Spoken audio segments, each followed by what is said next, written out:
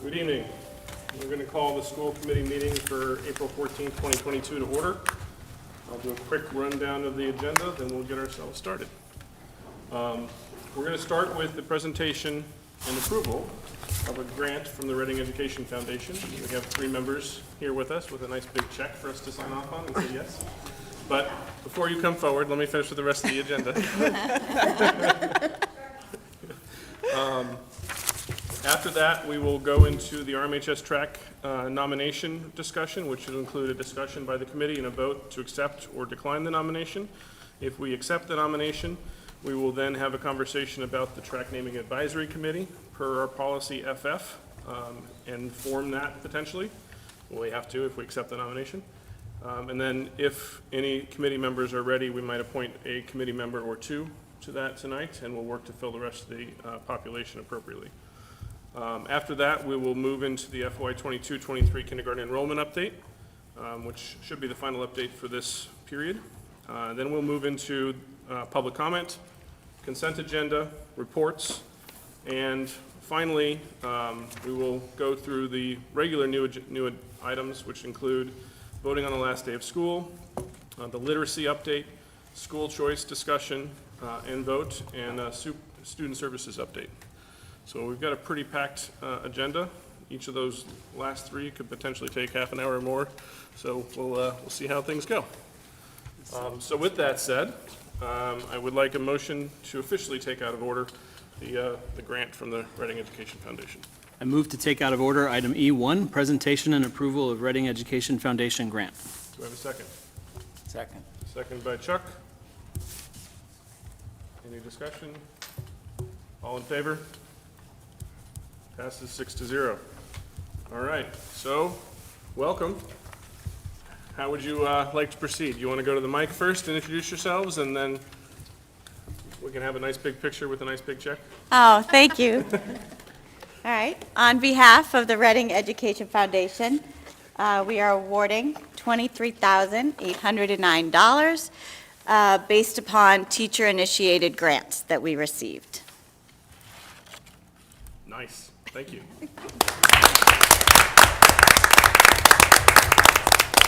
All right. Can we? Okay, so before you do that, let's just officially accept it. Then we'll have you come forward and we'll take the picture. So Sean, will you give us a motion here? I move to accept the Reading Education Foundation grant for $23,809. Do we have a second? Seconded by Carla. All in favor? All opposed? Seeing none. Now it's passed. Great. Thank you so much, ladies. Thank you. Now let's take the picture.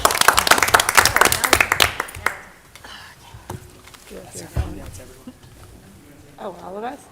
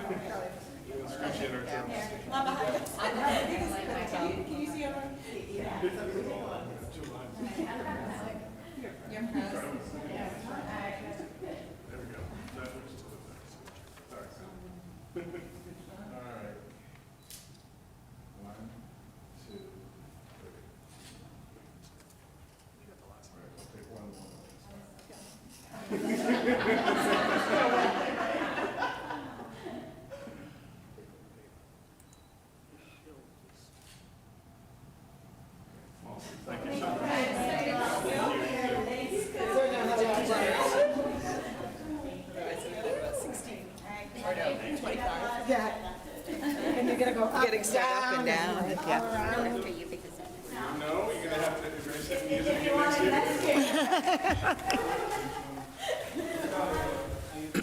That's great.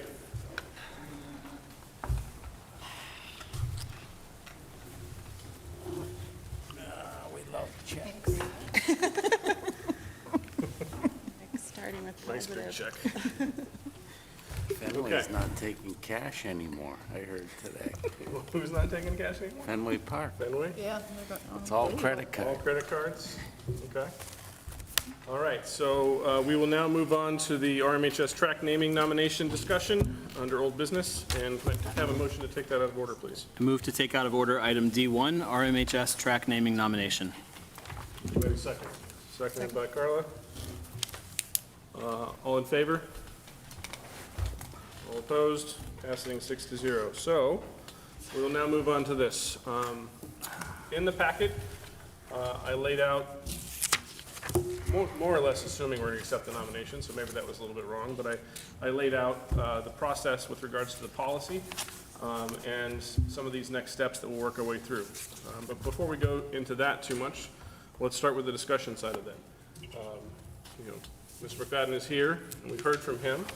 I think in the packet as well, you've seen some letters from other members of the community that are supportive of this nomination, and, I'd like to start the discussion. Anybody in the committee have any initial thoughts? I can. Chuck? So, you can hear me. I wholeheartedly support this and thank Carl and others for bringing this forward. The timing, as you said, is perfect with the new track. And if I could just say about Hal, I haven't known him as long as a lot of the others and the letters and stuff, but I actually met Hal as a foe because we were running against each other in a school committee race, and got to know Hal and heard all about all his coaching attributes, and I quickly learned that there's a lot more to the man than the coaching, and especially sitting with him in the school committee meetings and talking to people that knew Hal or know Hal, I should say. Just his, when you talk about coaching, they use the cliches, Sundays for football, they say Sundays for the players. And that's really how Hal, coached. He was teaching all week long for the practices and teaching in the classroom. And he really, in my opinion, epitomized the teacher coach, and that's what he was. And, you read the letters and that stuff is all true. I mean, it's just, he just really, in the short time I've known him, I just have an enormous amount of respect and admiration for, the way he went about things and tried to make a difference in kids beyond the wins and the losses and just the life experiences. And, I could go on forever, but as I said, I really support this and hope to see Hal when we make the decision here. So, thank you. Any other? Carla? Is this us? Yeah, it's hot. If we could turn the mics down a little bit, there we go. Thank you. I have never met Hal. Mr. Croft, it's interesting that over the past 8 months or so, I've had 2 encounters. One, somebody sent along an article for me to read about him, and he was mentioned in it. And another one was through the community, someone had passed on a book from I believe he would, Terrence Bacchus, I think he was a 1986 graduate, wrote a book. He's very successful.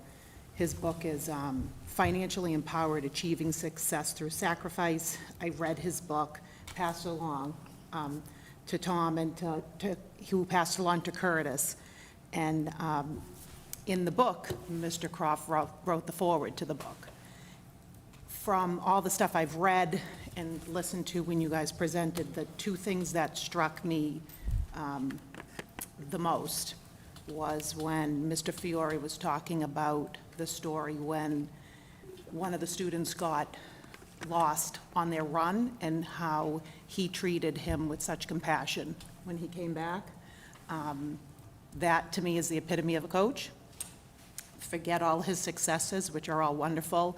That's the epitome of a good coach. And the thing I liked also to hear, well, the interesting part of it was that he wanted to be known as a teacher. So I'm looking forward to meeting him. So, Mr. Croft, if you're out there, come on in. Anybody else? I mean, I'll just summarize quickly from, what I've heard and seen as well, the letters that we've seen. I'm fully in support of this too. I think probably the reason people aren't saying is because they're fully in support of it and there's not much to add. But Carl, I just want to thank you for the way you laid it out. You made it very clear with regards to how the policy is written as well, and made it very easy to say check, check, check, right? So thank you for doing that, and having somebody who did serve this country as well named on that track, it means a lot from a Memorial High School perspective. So I think that just adds to it in addition to all of his accolades as a coach and as a teacher and as a community member, as a school committee member, et cetera. So I don't take lightly naming something after somebody who's still alive in these days, right? But at the same time, it seems like it's, for lack of a better way to say it, almost a slam dunk. So we'll see what the committee comes back with that we ultimately form. But so far, I'm very, very much in favor of this. So thank you. You didn't have a track analogy to use I instead? don't have a track No? analogy, no. I'll use a basketball analogy. Okay, so seeing that there were no others, Sean, do we have a motion? We do. Move to create the wait, we already made the motion. That was discussion. I think That we're was voting on discussion. accepting the nomination. We made the motion, move it out of order. We didn't make the motion on the actual track. Oh, I'm sorry. acceptance. Okay. Move to accept the nomination to rename the RMHS track. Second. Seconded by Aaron. Okay, any further discussion? Seeing none, all in favor? All opposed? And the nomination is accepted, 6-0. Okay, so now we get to move on to the fun procedural part. As we outlined in the memo, as we talked about last week, our next step here is to move forward with sections C7 and C8. So we've already done a portion of C7. We have to do the other portion of C7, which is to hand the nomination over to a subcommittee, which it says to be named by me, but you see in the memo, there's a little bit of a hiccup there, to make a recommendation to us. And then C8 includes the members of the subcommittee that should be involved. So at least, it says, but not limited to, so we could add to this if we need to. One member of a school committee, the building principal, a member of the Board of Selectmen, a local business leader, one student representative from the school building, and one member of the Historical Commission. As I was talking to Dr. Milichewski and working through this, there's some intricacies we've got to work out. This is probably one of those policies that we eventually need to clean up as we get to it. In particular, we have to make sure it's clearly aligned with the charter, which says that we can't have people on our boards or committees that are not residents of Reading. So in my effort to align the charter, our policy, and the various policies that are in here, I put some proposals forward that I'd like the committee to then discuss, agree with, make changes to, as the case may be. So first things first is I'm going to treat this as an advisory committee, not a subcommittee, because as you all know, a subcommittee can only be members of ourselves. So as a result of that, we're going to follow the advisory committee policy in terms of how to set it up, which means I'm following that policy with regards to how we appoint too, which basically says the committee as a whole will appoint. So we'll have votes for those appointments. We cannot vote to appoint everybody because we had to form the committee first. Then we have to reach out to the bodies that would be involved in potentially being on the committee as well. So there's multi-step process here. In addition, as I mentioned, the charter says that anybody who's a committee member for any of our committees must be a member of the town. And if we appoint or create a committee, we need to have 15 days notice with regards to allowing people to apply. That notice in particular will apply to the business leader portion of this. The rest of it, arguably, we don't need to because it's all more or less ex officio, except for a student per se, but we can give them 15 days to apply too if they want to. And then we'll come back in our May meeting and finalize this committee. So as it stands right now, what I'm suggesting is that at least one member of this body be a member of this. I'd be curious to know if people think that we should have 2, but I'm perfectly happy to have 1. Then we'd have Mr. Tracy as a consultant, as he's not a resident of Reading, so he technically wouldn't have a vote. One thing I was thinking about as I was working through this is, do we put a member of the Rmhs staff that is a Reading resident on the committee that officially gives the high school a vote as well? Something for us as a committee to think about. A select board member would be ex officio. So Ms. Herrick, eventually I come to the select board and ask for this to be on your agenda as well, as necessary. The local business leader, which we'd go through Laura Gem and post appropriately for them to apply for. A student representative, which we'd work with the principal to gather feedback for. And then the committee also has to have a historical commission member. So I would reach out to them and ask for them to assign somebody as well. So I'll stop there and see if there's any feedback from this committee with regards to the constituency. And then we can move on, after we talked about the constituency, to the charge that I've laid out as well. Sean. So first, I thank you for wading through the conflict in the charter and the multiple policies. You know, to your earlier point, I don't anticipate this being a terribly difficult or contentious review process. I think it's probably best to keep it simple and keep the committee as small as our policies allow, and allow it to move quickly and get back to us in, I think, August as we asked for. So that would be my feedback. I don't see the need to add a bunch of other folks. I don't think it's going to be a huge sort of consensus building process to get this one put through. Okay. Any other feedback? Sure. I'd be honored to be on it, but if someone else wants to do it, that's fine too. But, I think I do have some background, so. Absolutely. Any other thoughts or feedback from anybody else? Okay, so we'll come back to Chuck being on it after we finish with the charge as well.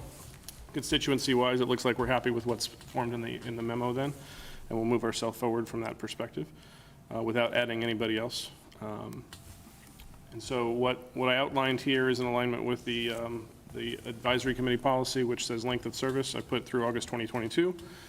And then I basically copied in from policy FF the assignment, which is to do research, execute against these, and make sure that you agree that this recommendation, this nomination, aligns with these policy bullets. Resources-wise, through help from the administration, we'll aid with meeting notices, meeting locations, any letters of support that we have received or do receive, we'll forward on to this committee appropriately, so they can assess the community support and any other research that's necessary there. I asked for one report and one report only, although if, the school committee member can certainly treat this in a liaison subcommittee report type process as well in terms of the status and progress. And governing policies, I laid out public comment because I have a feeling that this should be it is going to be a public forum, so if anybody has feedback on that front, they should use that. Student involvement and community involvement in decision making. And it is per our policy, and what's here also has to be under open meeting law. And then press releases, I asked that the committee not produce any press releases. As a note, there is language in the policy that if there's high school related stuff, the principal of the high school has the ability to release press releases. Just because I wanted to keep things in one place, I'm trying to say let's do it one way, but I'm open to feedback on that as well. If we feel like having the principal on the committee, gives him right to produce a press release about this before we officially accept whatever they come back to. But my thought was, they have to come back and provide us with a nomination, we have to officially accept it, then we can have a press release, as opposed to press releasing mid-time. So that's where my head was. So any feedback or thought on the charge that's put forward?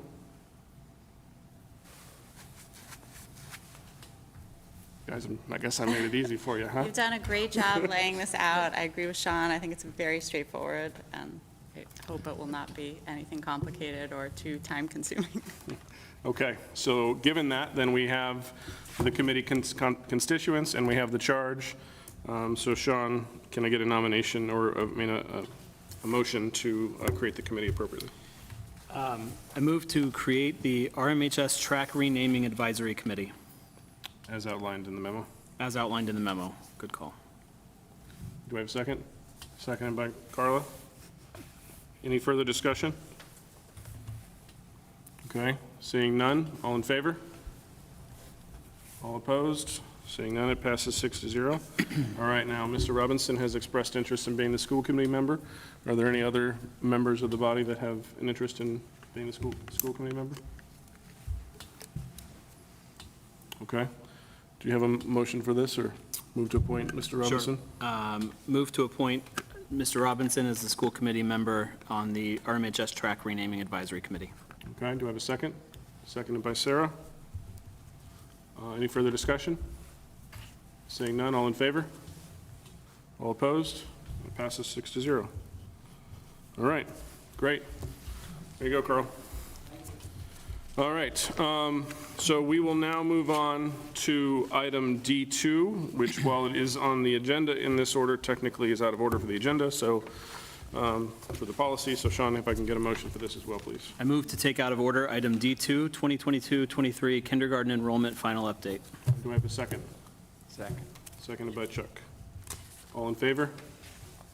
All opposed? Seeing none, that's passed too. So, Dr. Milichewski or Susan? Sure. Included in your packets this evening is a narrative summary of where we are at this point in time with our kindergarten registrations for the next school year, 2022-23. To date, we've received 230 kindergarten registrations, and that consists of 218 full-day kindergarten students and 12 registrants for our half-day kindergarten program. Our projection was 250 students, 216 for a full day, so we're right now over our projected enrollment for full day, and we projected 34 students for our half-day kindergarten program, so we're 22 students under our half-day projection. We've done a number of activities to reach out to the community. To date, we've received in 39 new registrations since the last time we've presented to school committee. At this time, the half-day kindergarten program at Joshua Eaton and the half-day kindergarten program at Killam Elementary School are our two half-day programs. Joshua Eaton has 3 students enrolled, and at Killam, we have 9 students registered, not enrolled, registered. Our recommendation to the school committee is that we work with the 3 families who have enrolled in the half-day program at Joshua Eaton to find a solution that would work best for their families, and close the half-day program and leave the half-day program open at Killam. We'll continue to reach out to our community for registrations.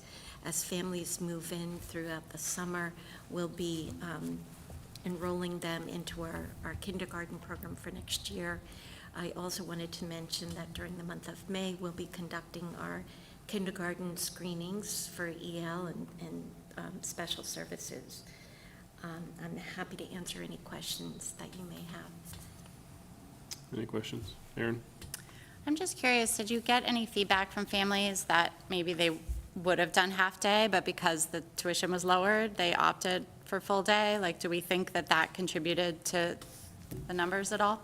I haven't conducted any surveys, nor have I reached out to full-day Okay. families, although I would also be curious about that. Yeah. Any other questions? So, I know you guys, you all have, first of all, I want to say thank you for doing all the legwork to get the additional 39 figured out as a team. And it's noted here that there's still 28 that are out there per the census that we don't know what the story is yet. So that's not through lack of effort, it didn't work out that way with those people. You know, I think as well, it looks like you've made the hard decision with Joshua Eaton, and it's one of those, it is what it is, right? You can't have a classroom with three kids, and I understand you have done some of the work there as well to work with those families. So I want to thank you in advance for working that through as well, reaching out to those families and coordinating as necessary there. So just, you know, the diligence, the care that you have put into this is appreciated. wanted to add one piece too, is you'll see in the packet that this is not going to lead to a reduction in staffing either, that we plan. We've already communicated with the kindergarten team at Joshua Eaton, and Principal Shelburne's already figuring out some ways to be creative with staffing to meet some of the other needs in the school community too. So again, while it's a consolidation of just the actual cohort of the half-day, it is not going to lead to a reduction in staff, and they're very excited about being creative with that additional staffing, and as we know, there's plenty of ways we can meet student needs that additional FTE.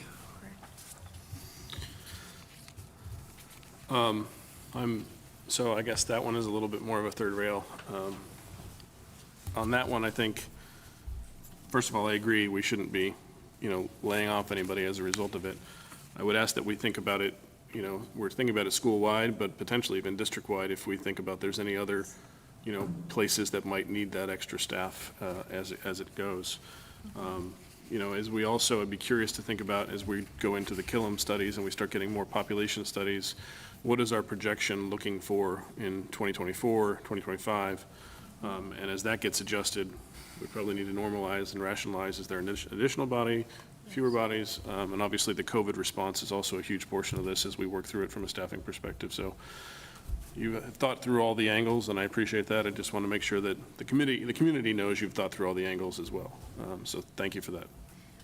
Susan, please. I'd like to also add that we've hired McKibben and Associates, who will be conducting a enrollment study and a demographic study and an enrollment forecast. They'll complete this project by the end of June.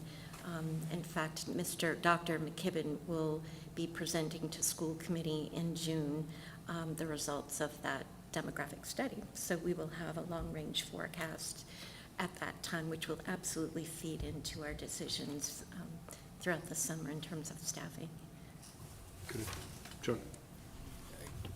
I just have a question. What does this do relative to space? So we're obviously going to have, do we have the principal at Joshua Eaton now planning on how to use that space that's available to them now? That's right. We'll have one fewer classroom space, but we'll be working with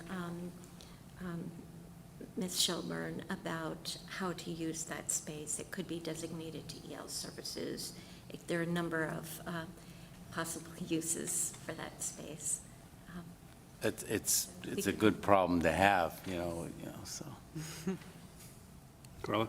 And Susan, the demographic and enrollment study, Yes, so that will feed into the MSBA process as well? that's correct. So, That will be ready well in advance of our need for that as well. So it's perfect timing to have this work done. Thank you.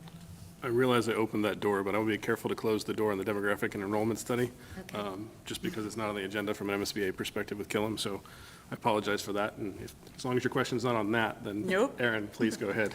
It's just a comment that I know numbers are a little off, but looking at these kindergarten classrooms, I can't help but think how lucky are these kids to be able to start their school experience with these kind of class sizes. So I know things can change. I know kids move in over the summer, but it's actually really nice to see those numbers for our kindergarten classrooms. So I kind of hope they stay somewhat close to that.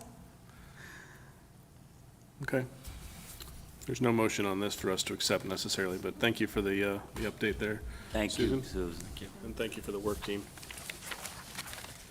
Okay, so now we will move on to public comment. Public comment is for anything not on the agenda. It is to be directed to the chair. It is 3 minutes in limitation, and as always, keep it respectful as you go as well. So, Mr. Brown, you have a comment? Yes, I do, sir. Good evening. My name is Bill Brown, and by the way, Hal Croft was a sniper in the Marine Corps in the Vietnam, in case nobody knew. He had some horrible stories. Good evening. My name is Bill Brown, and 28 Martin Road, and I've been a resident of Reading since 1932. Growing up, I had a Jewish uncle, an Italian brother-in-law, French-Canadian sister-in-law, and my wife was 1/8 American Indian, believe it or not. On December 20th, 1950, I took an oath to defend this country from all enemies, both foreign and domestic. Thankfully, I did not have to defend myself against a foreign enemies, but I am here to defend myself against some domestic enemies. Upon my return from after the Air Force in 1955, I voted for the first time in a local election. It took me 9 years to be elected town meeting member, a seat that I've held for 54 years. In those 54 years, I cannot recall a more vile or vicious attack than this spring when over 30 residents, 2 of whom are members of this committee, signed a letter to the editor calling me a racist and a bigot for a statement I made at town meeting that was taken out of content, and not voting in favor of the proclamation condemning the murder of George Floyd. At the time, I stated, myself and other airmen, both black, white, and colored, walked out, and let me repeat, we walked out of a diner when we were told they did not serve, and I won't use that word again, thank you. The reason I voted no for the proclamation was that the Constitution of the United States provides that a person is presumably innocent until proven guilty, until proven otherwise in a court of law, and not by a vote of Reading's town meeting. On the morning of April 6th, I felt somewhat vindicated with the results of Precinct 8, that it was not only elected, but it had number 1 with 225 votes.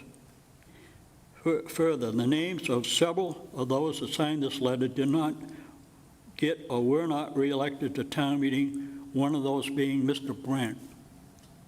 Given this and the fact that you did not apologize for the emails that you sent out containing people's students' IPS, I feel you should resign from this committee. Ms. Gaffin, you will be up for re-election next year, and I will do everything I can in my power to see that you are not elected. Thank you. Good night. Thank you, Mr. Brown.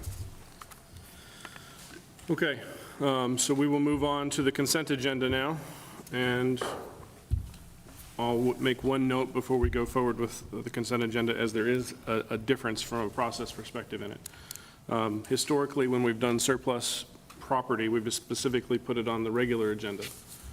However, this one in particular was so small, I felt it was appropriate to put in the consent agenda, and we haven't historically had a ton of discussion on surplus-related property, so I felt like that was a good way to put it there and get the process done as was already agreed to essentially by the administration as well. So that's just one note around that. It's a different from a process perspective. So with that said, Sean, do we have a motion?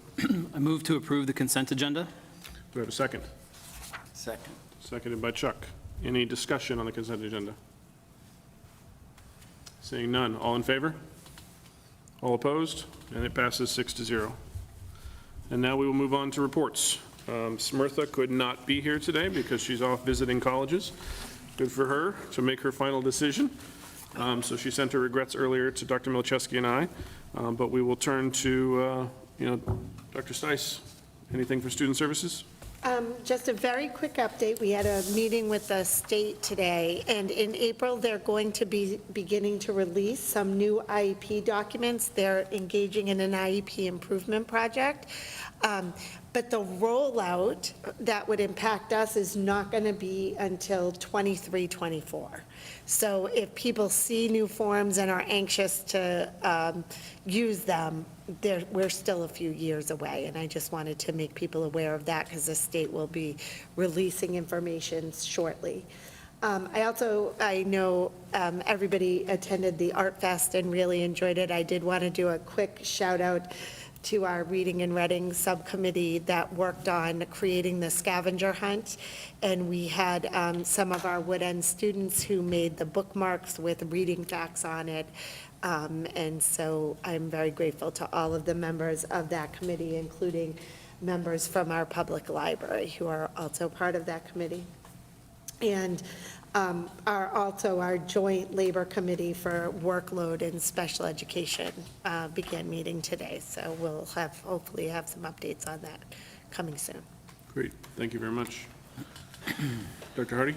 Hi, good evening, everyone. Just one quick update for you. Next week, we will have our April Vacation Academy, and I won't go into too much detail because we used a very similar model to February, and I know you're well-versed in what that academy looked like, so we're excited to build on the success of February. I just wanted to highlight one addition for April that we are very excited about. As you know, in February, we did take time to get feedback from our staff and from families, and a resounding theme we heard from everyone was that any way that we could support the social emotional health of students and some of those executive functioning and organizational skills, that was noted as an area that families were looking for and that staff thought students would benefit from. And so in order to address that and to enhance our Vacation Academy, we decided to add at the high school another session. So there's an executive functioning session that is being taught that students could elect to take. And so we're really excited about that. They'll be exploring tools that can help them organize themselves and strategies. And it's not a one-size-fits-all. It's also about kids figuring out what works for them, which is really important. Similarly, at the middle school level, we've actually expanded the middle school offerings. If you may remember, in February, the students were only in for about half the session. I should say, the teachers were there for the full session, the students were there for half of it. The students will be there for a math session, and then they'll have an executive functioning session. That's going to look at helping them to organize within that middle school setting, and specifically looking at things around even organizing for a writing piece. How do you organize for a science assignment? So a little more specific to the content of middle school. So I'm extremely excited about that as well. And at the elementary level, we've also embedded a short social emotional block for each student each day. So they'll have a block of literacy, math, and social emotional learning. It looks a little bit different for our third graders versus our fourth and fifth graders, but some of the topics we'll be talking about is why we might feel anxious and what strategies we can use in those moments, and then also looking at the interaction between how we feel, how we act, and how our thoughts impact. So a little bit of work that we think will help all of our students, and we feel really good about offering that, especially that because it was something that was asked for. So I'll be excited to report back to you on how that goes, and I'm looking forward to myself to sitting in on some of the executive functioning classes, because I think we all can always learn how to better organize ourselves. Great, thank you. Any questions, Chuck? Thank you, Dr. Hardy. I'm just curious, what's the enrollment relative to what we had in February? Oh, thanks. I should have mentioned that. We have 94 students who enrolled, so it's a little bit lower. I think we had about 120 for February. And we'll see. We're going to, again, we will track attendance. Similar in February. I think because we were just acclimating ourselves to the process, perhaps we didn't necessarily have all the 120 students come. This time I think we've done a better outreach, so I'm hoping that we'll have all of those students in attendance or as much as possible. Thank you. Anybody else? I just want to thank you for the continuous improvement mindset that's demonstrated in that process, right? Hearing the feedback, actioning the feedback, and implementing the feedback in such a short period as well, and at all three levels. That can't have been an easy lift necessarily, but I just want to thank you and the staff that are involved in doing that. So. Of course, thank you. Okay, moving on to Susan. I have no reports for this evening. Thank you. Okay, Dr. Milczewski. Great. I just have an update and a thank you. I'll start with the update. As I'm going to share an announcement that I shared with the Wood End community yesterday regarding the principal search. We are thrilled that we named Nicole Schwartz as the next principal of the Wood End Elementary School. This date starts back about a month and a half ago when we came to talk about the process given Dr. King's retirement. And I should say we'll over the next few months find time to obviously recognize and thank Dr. King for her 11 years of incredible instructional leadership, operational leadership, and family community engagement at the helm at Wood End. So a huge thank you to Dr. King. We'll continue to thank her. So the process, which started, again, about a month and a half ago, we put together a screening committee, which, thank you to all of those who participated in the screening committee, comprised of district administrators, school staff, Wood End families. who I think were a great representative, and also school leadership across from Barrows. Beth was our representative. I think we're a great representation of the Wood End community and our Reading community. Screened down, read about 16 resumes, read down, narrowed that down to about 9 or 10 interviews, and then ultimately recommended to move forward, 2 finalists who moved forward. Both we thought were great candidates. I'd like to say a couple things that stuck out about Nicole was, first of all, I think the committee was really encouraged that Nicole really wants to be in Reading and really wanted to be at Wood End. The community was really encouraged by her vision that she put forward to both sustain and build on the strengths at Wood End and leverage potential opportunities to bring the school forward. She has a track record both at the classroom level and the school level of improving academic outcomes, and also is well-versed in what a school needs to do to build appropriate social and emotional supports for all students. Nicole's resume, it was been shared with the Wood End community. She is currently the assistant principal at Brackett Elementary in Arlington, and was also a longtime teacher at Brackett and held a variety of teacher leadership roles within the Brackett community. I think from the staff that Nicole met with all of the staff, Nicole met with families. I think everyone was really encouraged and enthusiastic about her candidacy. I think we are bringing in a really strong leader with a lot of potential, who I think can be a great leader in the community for a long time to come. So a huge welcome to Nicole. Thank you to everyone who participated throughout the process, and we're really excited to move forward on July 1 with Nicole as the next leader at Wood End. Also then shifting into just a thanks, Arts Fest. I know Jen quickly mentioned Arts Fest. As the first-year superintendent, I had no idea what to expect coming into Arts Fest, and as I see smiles, probably can believe that it far exceeded my expectations of what I thought it would be.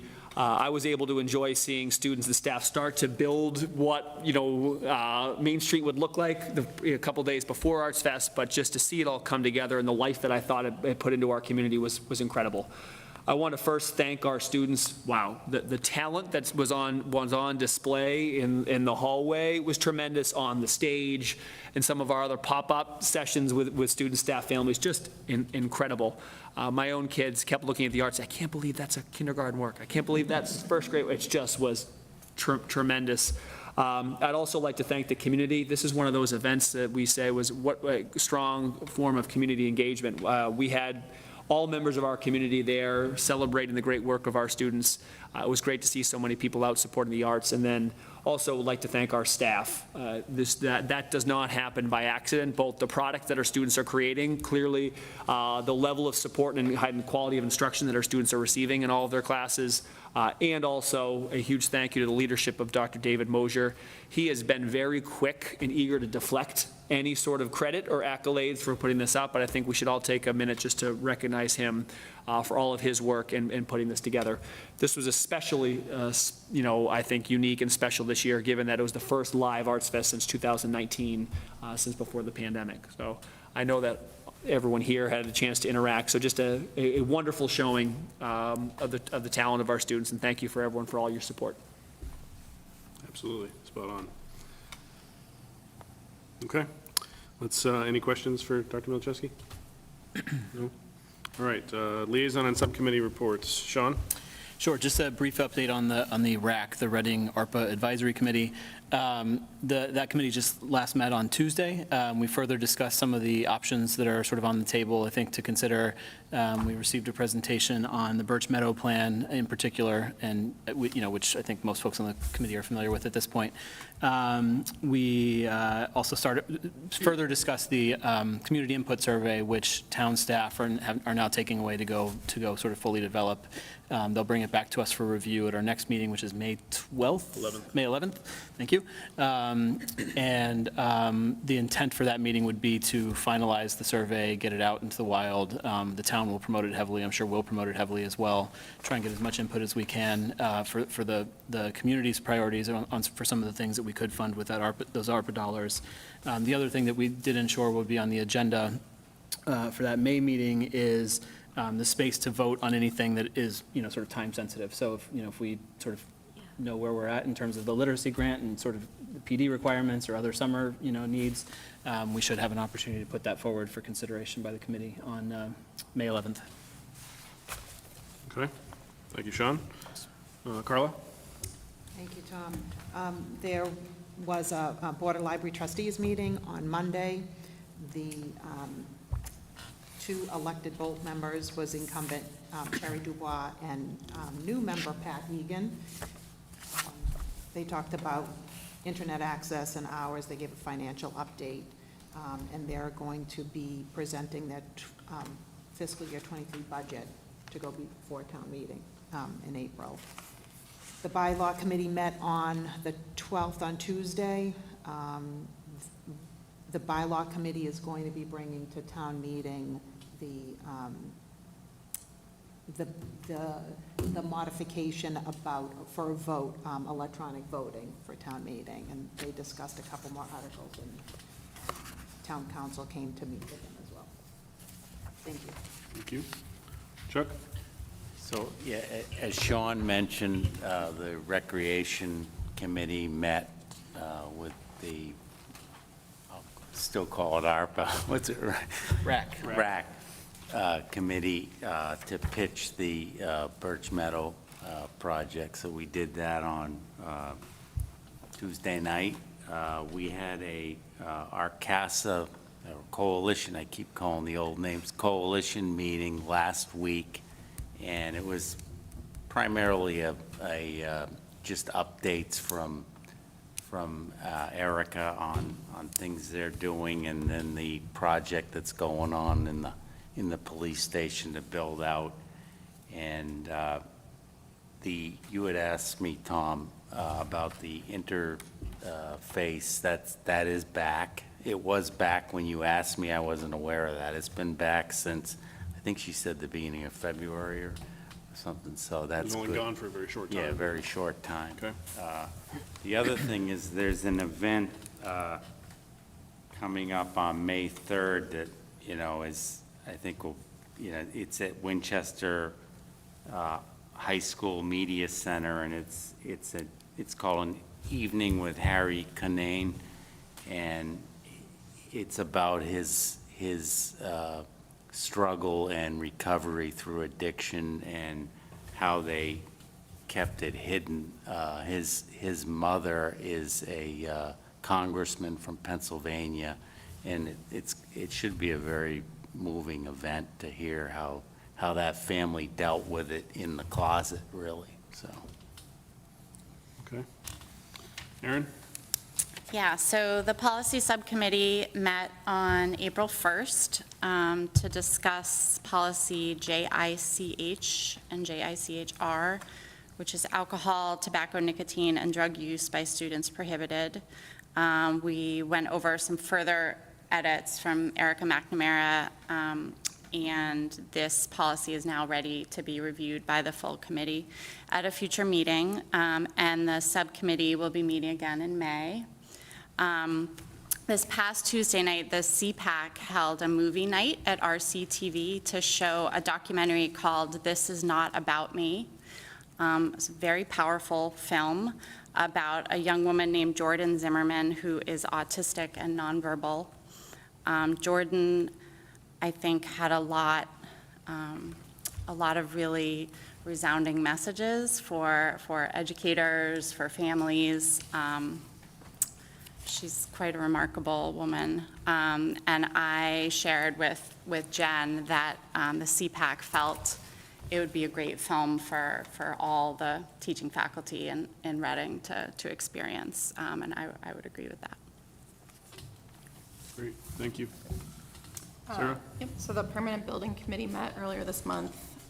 Two things that are pertinent to the schools. Turf one, the contract was awarded to Argus Construction, and I believe construction is supposed to begin tomorrow, April 15th, and should be substantially complete by August 15th, so prior to the start of school next year. There was some initial conversation about the Killam Building project, primarily some discussion around the Permanent Building Committee bylaws and the MSBA requirements for the school building committee. There was some conflict, of what those each required, so there was some initial conversation about that. They were going to ask some clarifying questions. They talked to legal counsel as well. They were going to ask some clarifying questions at the initial meeting, which I believe was today. And I believe we have to declare a school building committee by July 31st, so we still have some time to work that out. And I know Fidel will be working with Dr. Emlin on that as well. Great, thank you. Just on that front as well, Joe and Kevin filled out the application for us with regards to officially submitting Killam into PBC. It's on my to-do list to sign that application and send it back, and then we'll figure out the next steps with regards to the committee and things like that. Is there anything from today's meeting? Did I miss today's meeting with MSBA? I didn't think it was today. No? No. I probably wrote down the wrong date, it was So, late. okay, good. If you missed it, we all missed it too. I don't know if I hope not, so I was like, ooh, I'm like, I know my day was busy, but I didn't realize it was that busy. Okay, so that is coming up. It's been scheduled by Fidel to, I think it's next week or next, something. I like believe that. it's next April week something. April something, yeah. coming. So we'll figure out when that is and make sure we're in attendance. Okay, that's it from a liaison and subcommittee perspective then. Oh, one more thing before we go off of this, so I can just make sure everybody's on the same page. The updated calendar did not get into the packet yet, but we have officially put JICH on the agenda for 5/9, which is our first meeting after town meeting. That is also, the kickoff of the superintendent review process as well, so, and the district improvement update date. So that'll be a pretty heavy meeting from a, content perspective, just with those three. And I'm sure there will be a few other things that we already talked about. There will be the vote on any appointees that come forward from select board and business and student and whatnot to the track advisory committee as well. Okay. All right, so let's move on to new business and the last day of school. Dr. Milczewski? Yeah. Susan, do you want to start us off? On the last day of school. Yeah, we can, or I can, either way. Tom, I'm not prepared to start. Oh, all right, so this one should be pretty straightforward, so I'll take the lead on that one. My apologies. So, appreciate the honesty. I don't think I've ever caught Susan unprepared. You were supposed to be prepared. I love it, thank you. Last conversation on the last day, smiles down there, the last day of school. So as you know, we've had 2 snow days this year, which bounces back 2 days. So if you look at the calendar, that puts us back into the next week. As we know, Juneteenth falls on a Sunday, so then the observation of Juneteenth will then be on the 20th, which is on the Monday, which then bounces back our last day now, which is our half day on June 21st. So I share that to say we don't have a ton of flexibility, given the 180-day requirement. I can say that our team does not think it's ideal to have a break from Saturday, Sunday, Monday, then a half-day Tuesday. We did explore some creative options. Our team did look at what technically constitutes a school day, to think if we could be creative in thinking about, can we use the day potentially as a community service day on a weekend to bring our community together? Are there ways that we could potentially think outside the box on something in the evening, on a weekend, something? We just ultimately realized that it would be too heavy of a lift to try something creative, innovative, outside the box at last minute. That also does fall within the confines of what's considered a school day. So therefore, we reluctantly believe that moving forward to as June 21st is the last school day, which is a Tuesday, and again, that's a half day. Any questions? It's terrible. We're all begrudgingly, yeah, okay, fine. Yeah, yeah. Somehow I'm we open to gotta- creative ideas. If Somehow people, we got to figure out how to handle that in the future, but, yeah.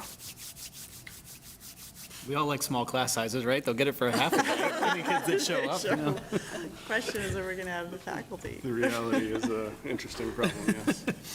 All right, do we have a motion?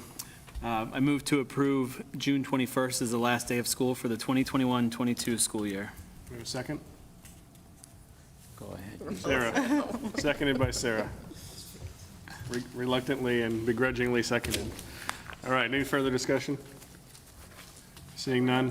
We're not the only district doing this, let's Yeah. put that out there. Most people's last day is Most gonna people be are in the Tuesday, same 21st. spot, yeah, exactly. So all in favor? All opposed? Seeing none, it passes, so we now have officially a last day of school on June 21st, 2022. Can I just also say, I'm glad we made it into a joke, sorry, Susan, publicly.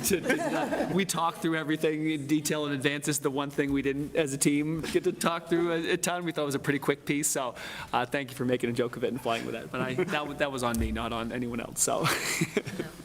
It's all right, I almost missed an MSBA meeting too, so we're all right, so let's move on to the literacy update, and I believe, Dr. Hardy, you're on the mic for this one. We need the screen woken back up, I think. Not sure if I can do it here or not.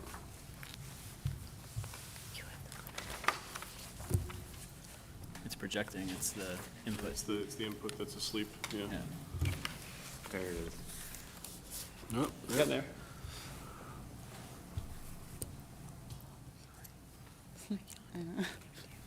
Can you full screen or put that in presentation mode? That's perfect. yep. Thank you. Perfect. Okay, so Thank you very much. I'm going to kick us off, and then I'm going to turn over to Dr. Hardy, who's going to talk through the majority of the presentation.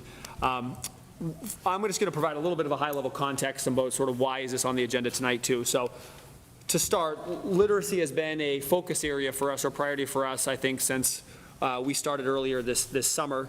I think with the basic goal of our goal of having all students be grade level readers, we realize we're not there yet, consistently at scale across the district. I don't need to tonight go into detail about the importance of ensuring for both personal life as students move forward, the importance of being a grade level reader, or also in achieving academic sort of goals, gains, the importance of being able to read on grade level. But we need to, in the Reading Public Schools, ensure that all of our students are leaving each grade level reading on grade level. So literacy, I know, is in the forefront of the mind of every district. I think there's a couple of things that have made this particularly relevant for us as a new administrative leadership team. First, we believe that there has been a new understanding of literacy instructional practices over the past several years. I'm not saying there's new research. I know there's research that's been around for a long time about best practices relating to literacy, brain research, how students learn how to read. We know that that's existed for a long time. There's also, other research that's coming to the forefront now, but I want to be clear that this is not new research, right? We think elevated research now, which has led to a new understanding of literacy instructional practices by many. And I can share that a lot of us have been on this journey ourselves over the past several years to, again, either recalibrate or sort of reset what we think good literacy instruction looks like and why. I have a lot of friends who are not in the ed sector who say, now I'm starting to see things out there about like reading and literacy. What is that? I think there's a buzz now that this is becoming to the forefront of education. And I think a lot of our teachers have also sort of are well versed in this literature and research now too. We also know that recently Ed Reports did a study of a couple of our curriculum tools, particularly our core literacy curriculum units of study. For those of you who haven't read the Ed Report, it basically says that the curriculum that we're using now is insufficient for kids. And it's particularly insufficient for our students who are our highest need learners. So I talk about our English learners, our students with disabilities, our economically disadvantaged students. That also pairs with DESE has also been very clear with their stance that is aligned to what sort of is found in Ed Reports that we need to think about ensuring that our curriculum is aligned to what research and best practice is saying around how students learn how to read. Given those two pieces, I feel that shows that our district needed to prioritize literacy, and that was something that needed to be sort of an urgent focus for us. As a superintendent responsible for overseeing the learning of 4,000 students, we can't ignore research, and we also can't ignore when there's reports that come out that, critique, criticize, evaluate sort of curriculum that we're using. Now, I think in addition to that, there's a couple of things that I think propelled the level of urgency to new heights over the past, year for us, and I want to talk through those. First, we have spent a lot of time, as you know, talking with staff. We have heard from staff that the planning of literacy instruction is extremely cumbersome through the current curriculum, which is a huge demand on them, which takes away their time to be able to plan in other content areas, and also just makes the work less sustainable, right? So as we're thinking about sort of how do we make this work more sustainable for our staff, how do we help support them to be more efficient with their planning, ensuring that they have a tool that enables them to do that is important, especially in a context right now where we know that teaching's never been more difficult, right? And we know that teacher burnout's at an all-time high. The other thing that we realized is, as I started by saying, we realize that we have work to do even pre-pandemic to make sure all of our students are grade level readers. We know that right now the needs of our students has never been higher, right? We have students who are, all different levels in terms of reading levels. And we have students who have significant gaps as a result of interruption in learning over the past couple of years. We feel strongly as a team that now, more than ever, our students need access to the best, highest quality curriculum materials, as do our teachers. So I think that pandemic context for us as a team has really heightened the urgency that we need to do something, and we need to do something now. Now, a couple of pieces of context here that are important too is that we thought that this was important for us. It's something that we thought about looking at our current curriculum, exploring new curriculums over the next year or so was something we had probably forecasted as we started this year. Yet something even tipped the urgency even higher, and that was when we received the Accelerating Literacy Grant back in late February, which we know we discussed briefly at a school committee meeting. This grant provided us with $200,000 primarily for curriculum materials, particularly high-quality curriculum materials that are aligned to what research and best practices are saying around how students learn how to read. That $200,000, we felt as a team, presented us a dilemma. That would push us, if we're talking a new curriculum, to explore curriculum or expedite the curriculum process faster, because this grant requires you to use the funds by June 30th, 2022. Which we know that timeline from February to June is normally not the time that you would use to evaluate and sort of move into a new curriculum. At the same time, we also realize that if we decide to not use that $200,000, leave that on the table, to take the time to go through the curriculum process maybe the way that we would like to, we realize that we would be coming back in the next budget cycle asking for the money and funds to be moving in this direction anyways. We did not think it was a good use of resources to leave that money on the table. We also felt like we could, in short time, use what Ed reports, what Curate has put out for us in sort of vetting of curriculum materials, and work with our staff to make sure that we could be as thorough as we could, even within a short window. So again, while not ideal with the timeline, we felt that this was best for our kids, and we felt that we could still do right by the process in a shorter window of time. Now, also pair that we know that there's additional ARPA funding, which we talked about at the recent RAC meeting, that we think you can't just roll out a curriculum and expect that teachers are going to be able to implement it at a high level without the appropriate supports. So we believe that ARPA presents us an opportunity not only to be able to ensure that we are able to purchase all of the curriculum that we need to across multiple grade levels, but really pair that with the right supports that our staff need to be able to roll this out in a way that the curriculum will have the impact that we expect it to impact. So we see not only is this really about the grant, but there's also pairing the grant with the opportunity of ARPA 2 that we think could be a potential game changer for our students. And lastly, we know that this work is aligned to what some of the work that Reading and Reading has already been doing and the push and the charge that they have been taking on over the past couple of months. That's the context to say where we are now. I'm going to turn over to Sarah, who has been spearheading our work, to say, okay, now that we have committed, we know that it's not an if question of if we are moving towards a new curriculum. It is how do we get there and how do we ensure we have the best tool within the next 3 months, and how do we get sort of staff bought in and staff voiced at the center of this process. So Dr. Hardy will walk us through sort of what this looks like between right now and the end of June. So I'll turn it over to Dr. Hardy. Thank you. All right.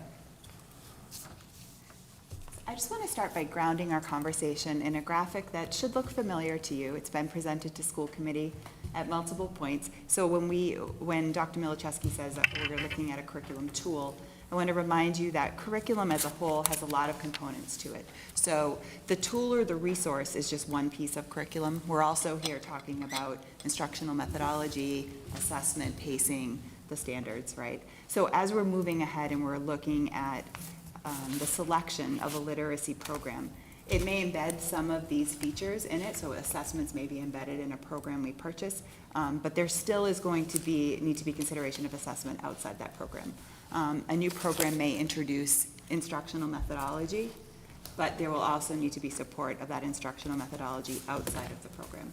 And so I want to, as I'm talking about that curriculum tool, I just want to remind you that curriculum is much broader than just this tool. This is just one element of the work.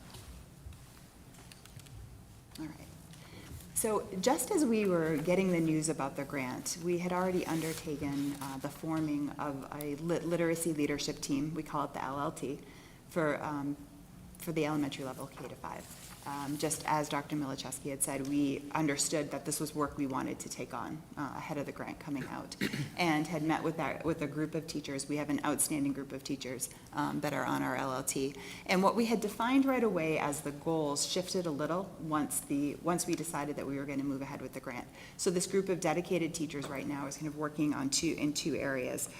We're trying to build a common knowledge base with this group of teachers so that they understand what evidence-based reading literacy materials look like, and then also can help us in the decision-making from that lens of what high-quality evidence-based materials look like.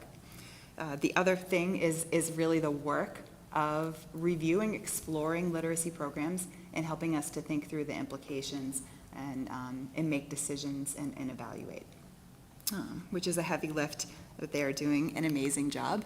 Just to give you a sense of who is on this team, we have staff from each of the 5 elementary schools, from classroom teachers, grades K through 5, total of 15 classroom teachers. We also have 2 literacy specialists. We have 4 staff that are special education staff. And then our 5 elementary principals all participate, and then also some of us from central office. So it's a great team. I have a graphic up here just to kind of show you the process that we undertake when we look at a rigorous curriculum adoption process. This actually comes from the Implement Mass process, which is a really robust planning process, and that is one of the resources we're using as we look at the steps we're going to take here. So normally you'd be looking at about 4 different steps. These overlap, so I don't want you to think of them just as discrete points along the way. Learning and preparing, then implementing and selecting, launching, and then implementing and monitoring. So tonight I'm going to talk you through where we are. We are mostly now moving out of the learn and prepare, and we are sitting right now in the investigate and select. And then towards the end of the presentation, I'll talk you through a little bit of what launch would look like. And then implement and monitor is once our program is in place.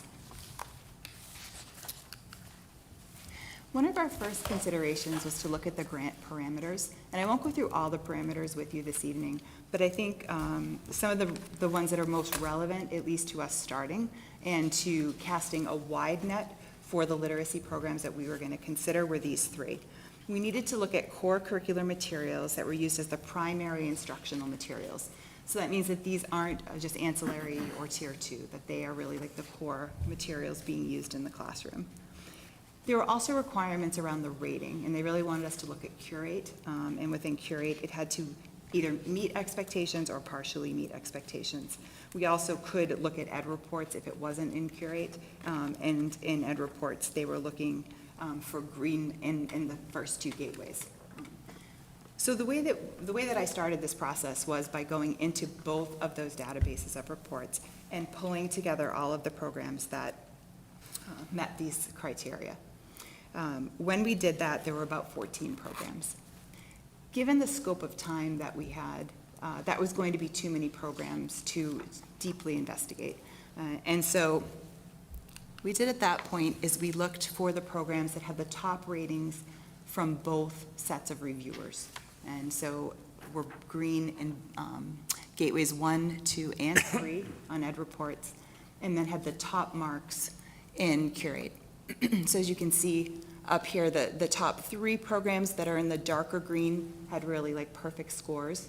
And then there were 2 more programs that had nearly perfect scores. And so I felt that 5 programs going in would be a good number for our LLT to consider, and somewhat manageable in the course of 5 to 6 weeks that we had to explore programs. So then the fun began. Just to give you a sense of how we are exploring the programs, as Dr. Milichewski said, it's not the ideal length of time for this work, but we really have invested as much as we could to ensure that the process is as robust as possible.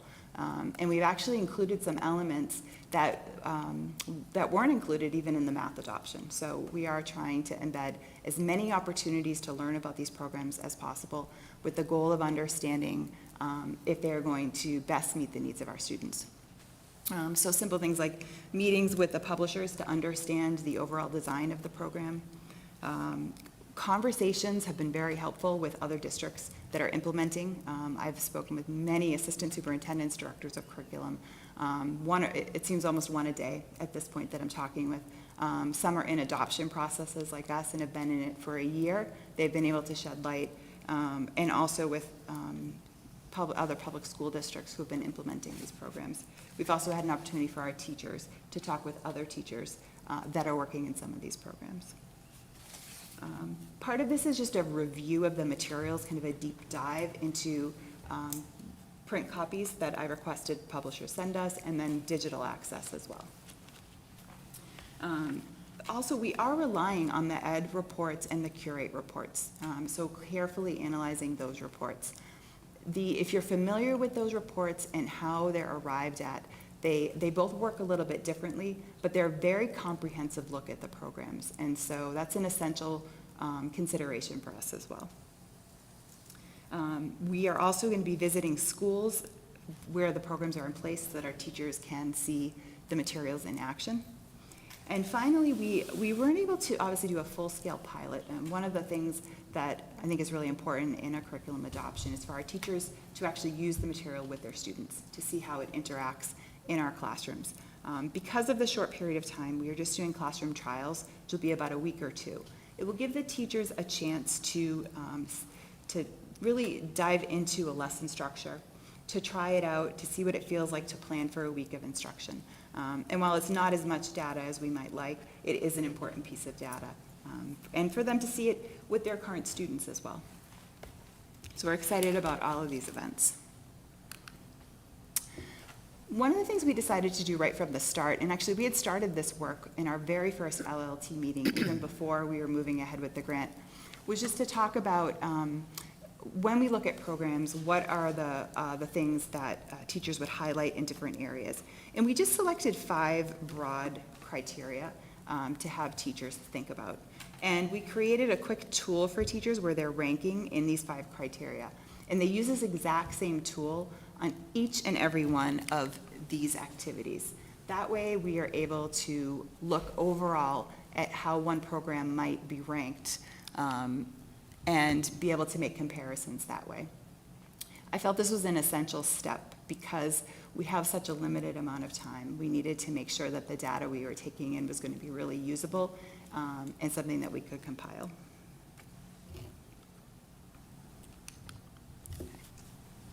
Okay, so here we start to talk about not just the investigate and select, but you'll see I've added the little launch icon up there. Once we get to the point where we are fairly certain about which program we're going to move ahead with, we will start to talk about the implementation plan. And this is where we get back to a little bit more of that beginning graphic of the components of curriculum. We have to really start to think about how we will implement this tool in a way that makes our teachers successful and therefore our students able to really reap the benefit of the tool. There are some decisions that will have to be made at that point. The grant funding does not give us enough resources to implement K-5 next year. And also given the timeline we're on and our desire to really build our teachers' foundational knowledge as we go, I don't think we would recommend a K-5 adoption next year anyways. So that will be part of the LLT will help us think through and make recommendations as to which grade levels to launch in next year and then how we will roll it out in subsequent years. Another part of the implementation team will be to determine how we're going to evaluate the program once we have it in place, how we'll evaluate our implementation and its effect on students. Very important to this plan is the professional development.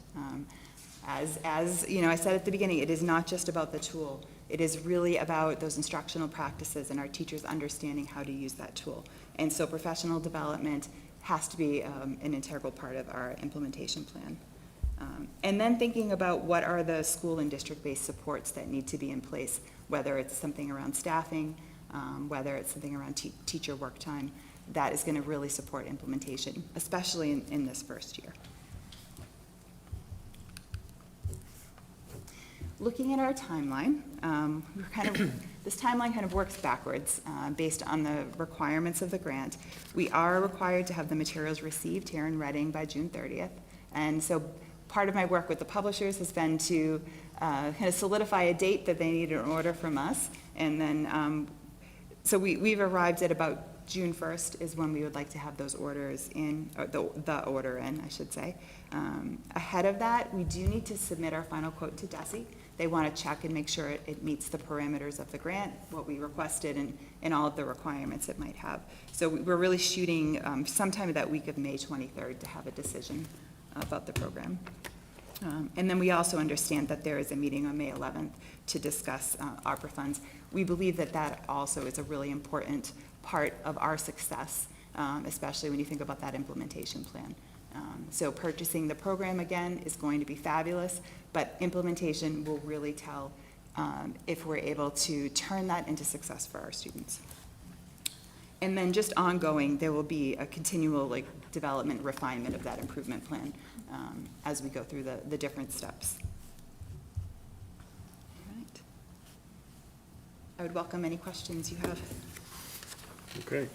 Chuck? Sean, Go ahead, Chuck. just about the funding aspect of it, so,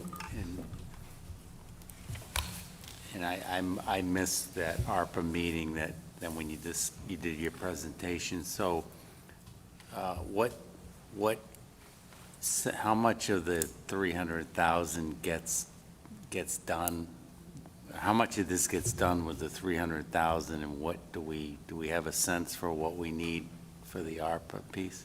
Yeah, I think, Sarah, feel free to jump in on this too. So I think it's, we anticipate roughly that the $200,000 could get about 3 grade levels worth of a program. But again, that give or take depending on the program.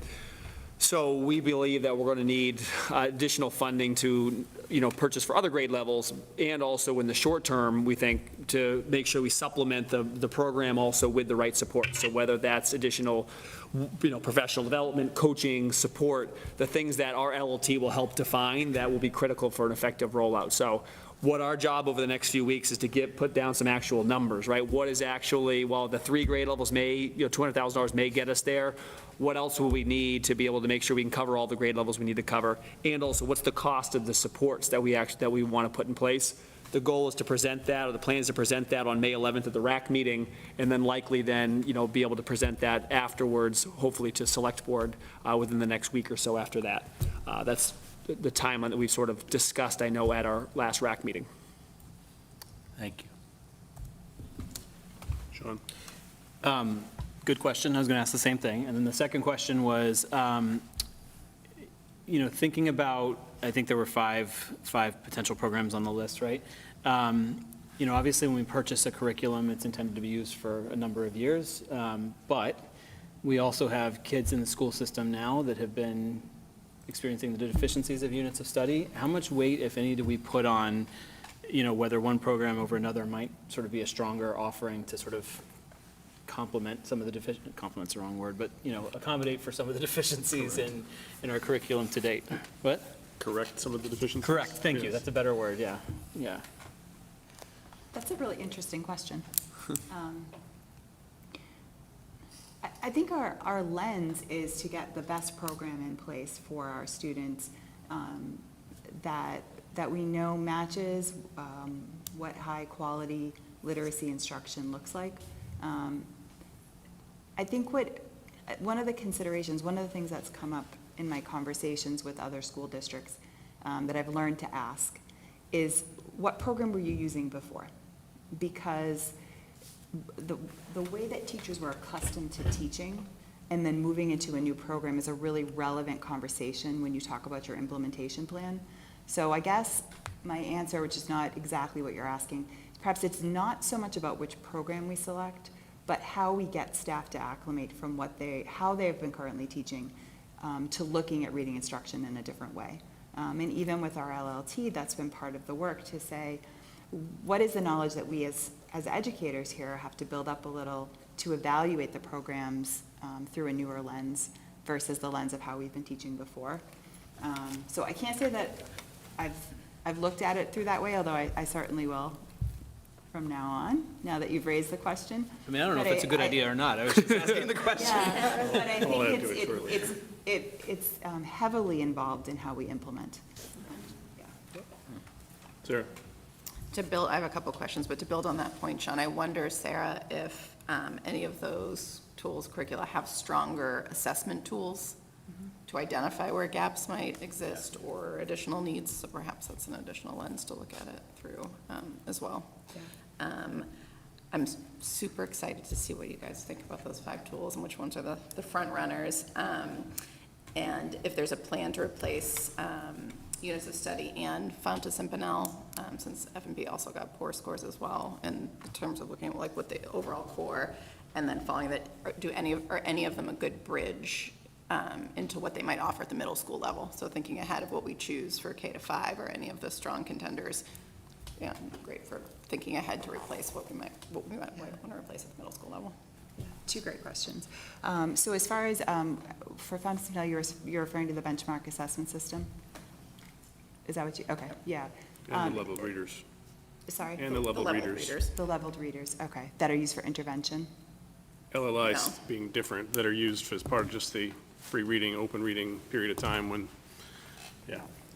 So, yes, so the programs we're looking at are, comprehensive programs. So they are what would be used for the literacy block. So whatever students might do, every program looks a little bit different as far as what students might do for guided practice or independent practice.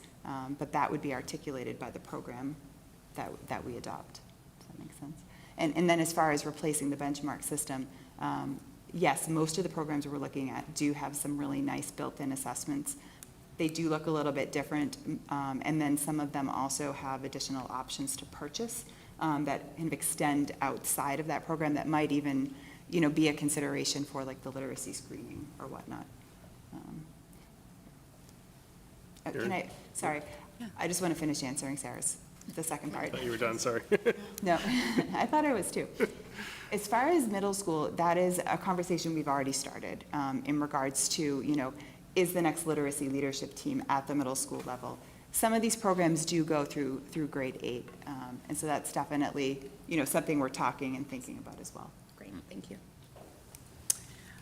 So I'll start by saying I'm very excited about this, and I appreciate the tremendous time and effort that is going into it. I appreciate that you pursued this wonderful grant, because it's such a great opportunity for us.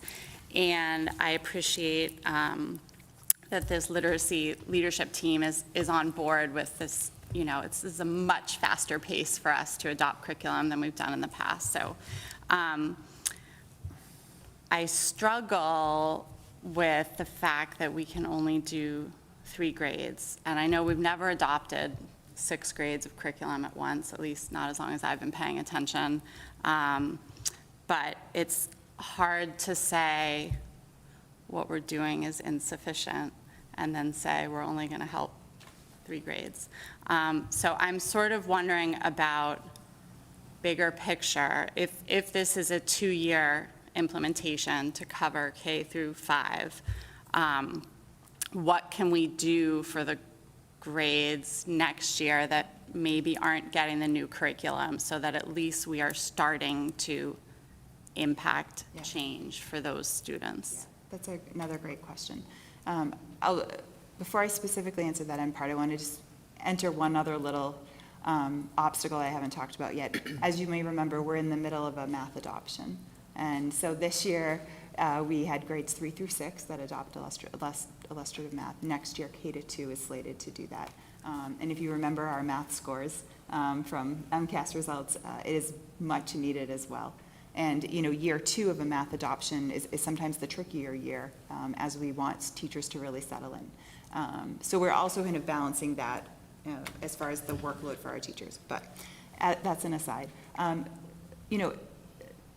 That will be part of what we have to figure out. Like, how do we continue to move the work forward for everybody? I can tell you that with our primary grades, really where some of our strongest concern around those foundational skills being taught, we are continuing to work with staff. So we have a training coming up at the very beginning of May in Hegarty, a full day, where we'll be pulling our K1 and 2 teachers to help them really make sure they really understand phonological awareness, understand the tool that we've put in place, but then the background behind why it's in place and how children acquire that skill, the progression for acquiring it, and even giving them some time to work as a collaborative team to plan instruction. So we are moving ahead, forging ahead with that. Similarly with foundations this year, we increased up to 3rd grade and have provided training for staff there as well. One of the things, I guess, that hasn't come up through the questions yet is some of the programs we're looking at include that phonics and phonological awareness component embedded in the program, and some do not.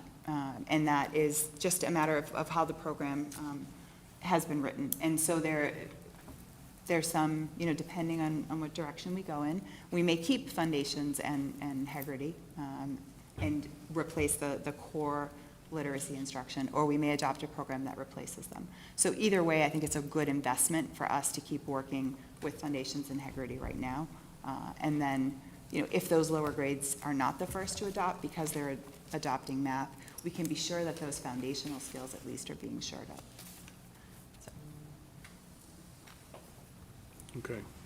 I've got a bunch of questions, so a lot of them have been answered already, so I can check them off, but I want to build a little bit on Sean's question and Sarah's observation about assessment. And in the context of this, walking the dogs this morning, I'm listening to Ed 360 with Dr. Hasbrook, who you all were kind enough to, introduce me to a degree. And one of the things she noted in that is the scientific research around brain plasticity and how the brain essentially stops making changes without a ton of work at 3rd or 4th grade. So building on Sean's question, is anything in this tool set that we're purchasing or anything in the work that we're doing from a, Vacation Academy or anything else like that going to help us particularly target those students that have been in 1st, 2nd, and 3rd grade during this pandemic that did not get these core skills that they need to get by the time they're in 4th grade? Or is that part of the existing Vacation Academy related work that we're doing and the training you're doing with the teachers now? I mean, one of the reasons we started Vacation Academy with 3rd grade is in some ways one of the grade levels we were most concerned about at the elementary level, 2nd grade as well, but 3rd grade, we felt that Vacation Academy would work well for them, given developmentally where they are in only 4 days of instruction. I think, as we make the decision as we work with the LLT to decide what grade levels to roll out in first, this is definitely a consideration for us. When we reviewed our Fountas and Pinnell data, we know it's not reliable across the board, but it tells us something, right? It gives us a measure of where students are at.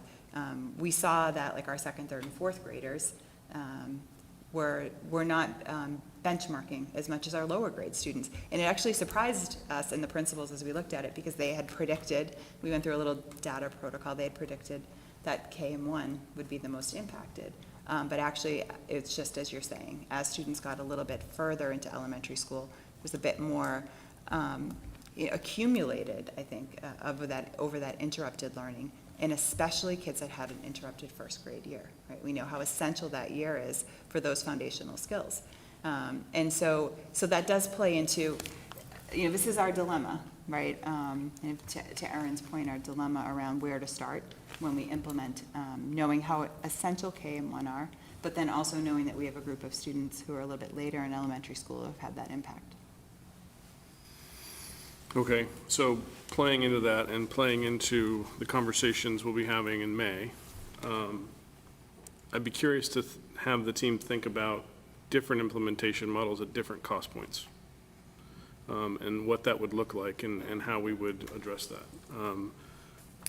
I grant the teachers don't have the capacity to do both implementations at the same time, but is there an additional support level that we can ask for that helps fill some of that gap, while before we end up paying for it in middle school and high school for these students that have been impacted by COVID in this way.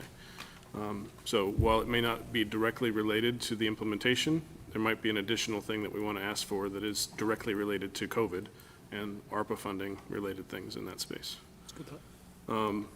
So along those lines, and building into the PD-related side of things as well, we've had many conversations about this. PD will be hugely essential in this, as we're making a fundamental shift in many ways. Have we considered, and are we considering as part of our May proposal, both foundational PD outside of the curriculum material? Things like keys to literacy, letters, something like that, as well as material PD, as part of the proposal we're going to put forward in the May timeframe. So just quickly, we have definitely been talking about PD, not only with whatever tool, but also to build that foundational knowledge. So we are actually doing some keys to literacy work now. We've also had Landmark Outreach doing some trainings for staff, all free to the staff.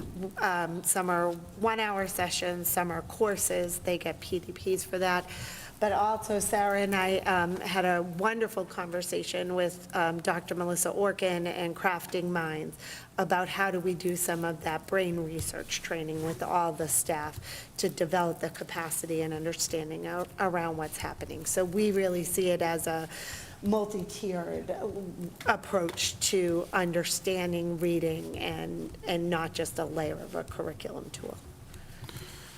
And that was a layup question for you, right? I think we've talked about that a few times, but in terms of the implementation of that, and some of it's happening now, like you said, but do we anticipate that there's going to be an intense period over the summer that we might be asking the teachers to participate in? And have we considered that from a financial impact perspective, or are we only planning for training during the school year? And I'm hesitant if the answer is the latter, so. Well, I guess, to speak frankly about that, we can no longer rely on teachers to select in. There's foundational training that every staff member must receive. We have a lot of dedicated staff who are willing and able to attend summer training, but not everyone is.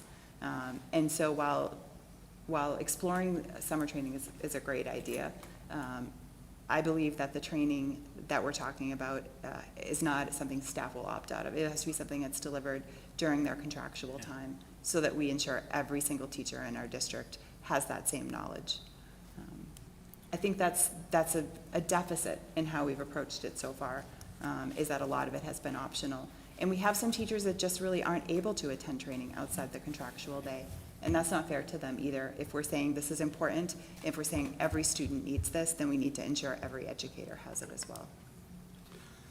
So I agree with a lot of that, and I just want us to add challenge. one Yes, piece please, before Dr. you Stice. do that? Yeah. The other piece Sarah and I have worked on is ensuring as new staff come into the district, there are just core components that are going to happen with the new teacher induction. And we actually we made a very conscious decision at the beginning of this school year to make sure all staff were trained in reading and reading in the brain. It didn't matter if you were a social worker or a first grade teacher or a 12th grade teacher. You needed to have that basic understanding, as well as some of the social emotional responses that we would hope people would have.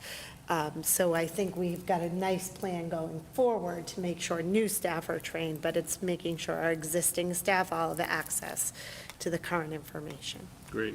Right. You guys have been thinking about this and planning for this for a long time, so I so appreciate that and how thoughtful you're being into it.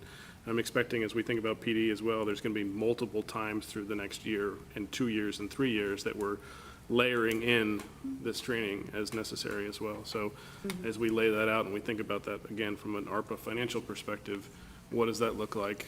How do we phase that? As Sean would say, time limited. It's not one time, but time limited training that will be necessary as part of this rollout. So I appreciate that. Building on Sarah's other question with regards to tool retirement, Fountas and Pinnell, TCRWP, will be gone as a result of this. Wilson Foundations is potentially staying, depending on what we choose, and Hagerty is potentially staying, depending on what we choose. At least in the short term. Yep. As we know, Foundations is not the only phonics program that's available. Its ratings were okay. So, that's not to say that it's a forever tool, but I think at this point, our focus is on that core instructional piece. Okay. And then Tier 1 leads to Tier 2, which leads to Tier 3. Tier 2, one of our core Tier 2s in some of our schools is LLI, which is Fountas and Pinnell on steroids, more or less. Are we going to plan to keep LLI in place, even though we're switching our core to something that is more scientific-based? Or have we thought about the Tier 2 implication as it stands yet? We have so many great plans to share with you tonight. So one of the plans that we're working on next year is as a training actually with our building leaders and our SST teams to look at our response to intervention, our multi-tiered systems of support. And so, as you know, this year we've been implementing our screenings for the first time, which is great. We've learned a lot just through that process, but we really need to take that to the next level as well.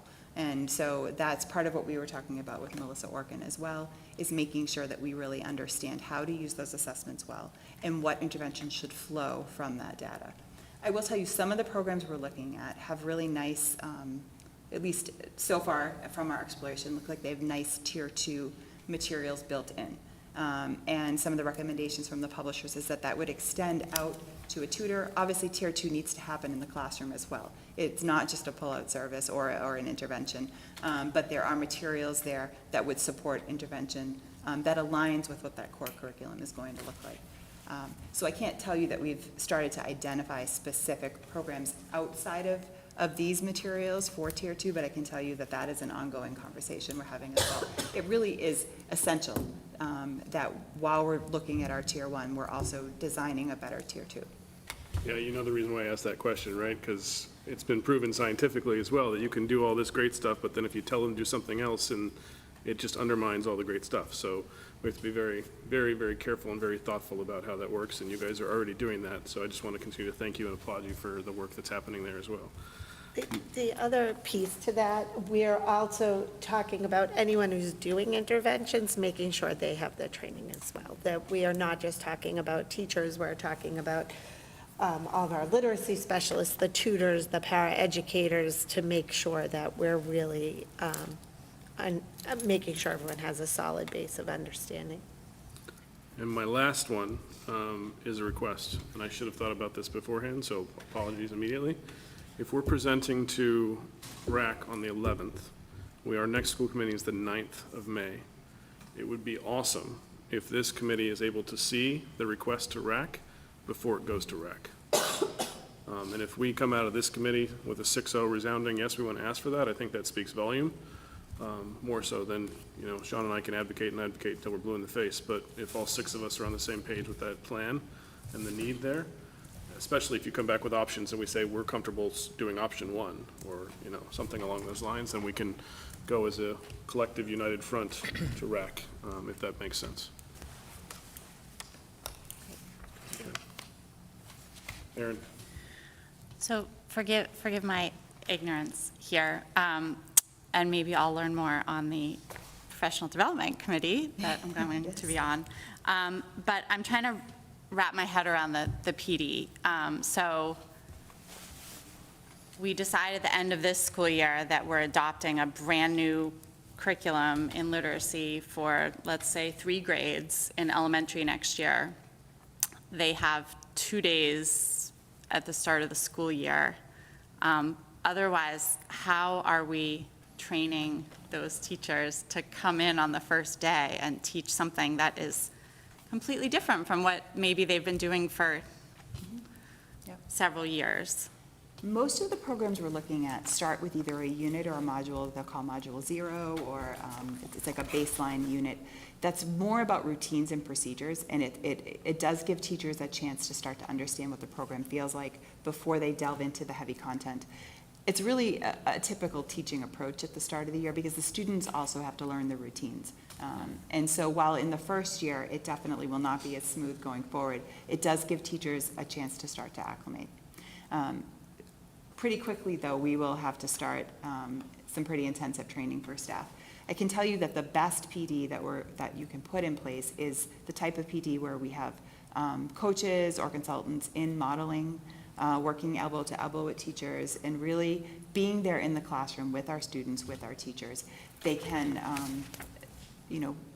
allude back to or speak to the content that teachers are learning, but also in the moment, help to shift the instructional practices. And so that's the type of professional development we'll be looking for, and that will start right away. It is, the first year of any implementation is going to look different from subsequent years, but I do believe that the strength of a lot of these programs we're looking at is that even in that first year of run-through, we're going to see improvements in instruction, we're going to see improvements in student outcomes. Additionally, most of the publishers have indicated a plan for your first year. They've already thought through, you're going to shorten to this, because it gives teachers that opportunity to really take the time that they need to learn the program, to sit with the lessons, and to make sure that they're comfortable and not feeling rushed in the first year. So it's a good question, Erin. It's not an easy process for sure. But it's part of what we'll try to plan for to minimize any disruption that people might feel. Add just a couple quick things on that too, and one thought is that our LLT, that's one of their key charges, is to help define what this support will look like, and they've already been bouncing around all of these ideas. Sarah identified one thing that's on the front of our minds is just ongoing job embedded PD. I would say another thing that we use as another potential impact or lever of PD is planning time. What does collaborative planning time look like? How do we get teams of teachers together during the year to work together, build lessons, build units? So yes, ongoing coaching, sort of support that way, but also the planning piece and carving out time for that is another key lever, among some other levers that we can pull, I think, to prepare our staff to be able to utilize the new program with Fidelity. I have one more, just building off of Aaron, and it's more of a request than it is a question. Well, first a statement. I know as well that the key lever here is admin training, and you guys are already working through that as well with your principals, so that's the first statement. And seeing that as part of this as well is good to see and continue to build in terms of the overall presentation. I'd be curious, if you're talking with the LLT team, if you could get agreement for a side letter or something else that says they'll come back 1 week early, or something like that. I know that they're tired and they're burned out for the last couple of years, so I don't want to say as soon as school ends. But if there's enough excitement from the LLT team, if there's something that we could do there that says this is one option that may help fast start the year a little bit, just to build on Aaron's concern. The answer may be no, but if you don't ask, the answer is never going to be yes, right? If you do ask, the answer may be yes. And so I'd be curious what that would look like and how that might play into the greater plan. I think all options are on the table in conversation at this point about. And that's again, not really something we should be talking about here. I mean, There's a lot that goes into these things, right? So, yeah. Okay. Sarah, thank you. Thank you so much. Jen, I know you've been on a lot, doing a lot to this too, so thank you. And Dr. Milczewski, thank you. I have a written request here from Mr. Brandt for a short recess. We have 2 meaty topics coming up after this as well. So we will take I'll go, since I know that the line backs up, we'll go 8-minute recess to 8:50. Don't be late. If people get back early, we'll start early.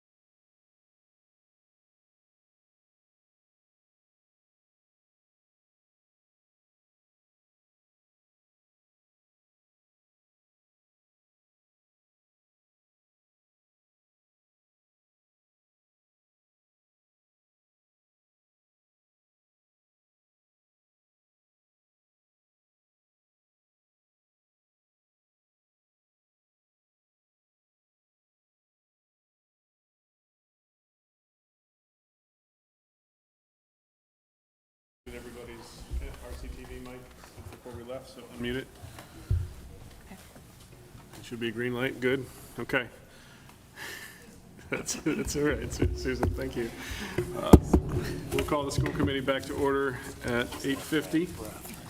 And we are moving on to our school choice discussion. And we don't technically need to vote on this, but we will vote to demonstrate alignment, so. Susan, I think you are on deck for this one, right? I am, and I'm ready for this. You're never going to let me forget that one, are you? So this evening, we'd like to present very briefly some information about the school choice program. There are some items that we'll be speaking about this evening. We'll answer the questions, what is school choice? How does school choice work? What are the financial implications of participating in the school choice program? Could school choice be right for Reading? And what are recommendations for next steps? I can't see the screen, so if I'm not moving, do you mind? That would be great. Thanks, Sarah. What is school choice? It's an optional state program which allows Massachusetts school districts to accept students residing in other Massachusetts towns. School choice was designed to fill available seats in school districts. The selection of students must be determined through a random selection process such as lottery. School districts may not consider or discriminate student applications for school choice based on race, color, religious creed, national origin, sex, gender identity, age, sexual orientation, ancestry, athletic performance, physical handicap, special needs, academic performance, or proficiency in the English language. And students who enroll in school choice are able to continue their education in the district through their graduation. School choice is governed by the Mass General Law, Chapter 76, Section 12B, and I've included a couple links to some more information in your packet this evening. On the next slide, we've outlined briefly how school choice works. School choice, and let me back up by saying that every community must opt out of school choice if they choose by June 1st. So every community is by default a school choice community unless school committee votes otherwise. So on my first bullet here, we have school choice decides participation in school choice on an annual basis prior to June 1st for the upcoming school year. Students will apply to the district if they're going to be participating in school choice through a lottery process prior to July 1st. And then if there continue to be seats available in a district, the district can conduct another lottery by November 1st. The districts will maintain a waiting list so that districts can admit students throughout the school year as seats become available. And school committees must establish a sibling policy following the approval of school choice, which would essentially allow the siblings of students already enrolled in school choice to attend if there are seats available within a certain grade at a certain school without going through the lottery process. On the next slide, we've outlined some financial implications of the school choice program. The district will receive $5,000 for every school choice student who attends school in the district. These funds are deposited into a revolving fund under the purview of the school committee and require no further appropriation.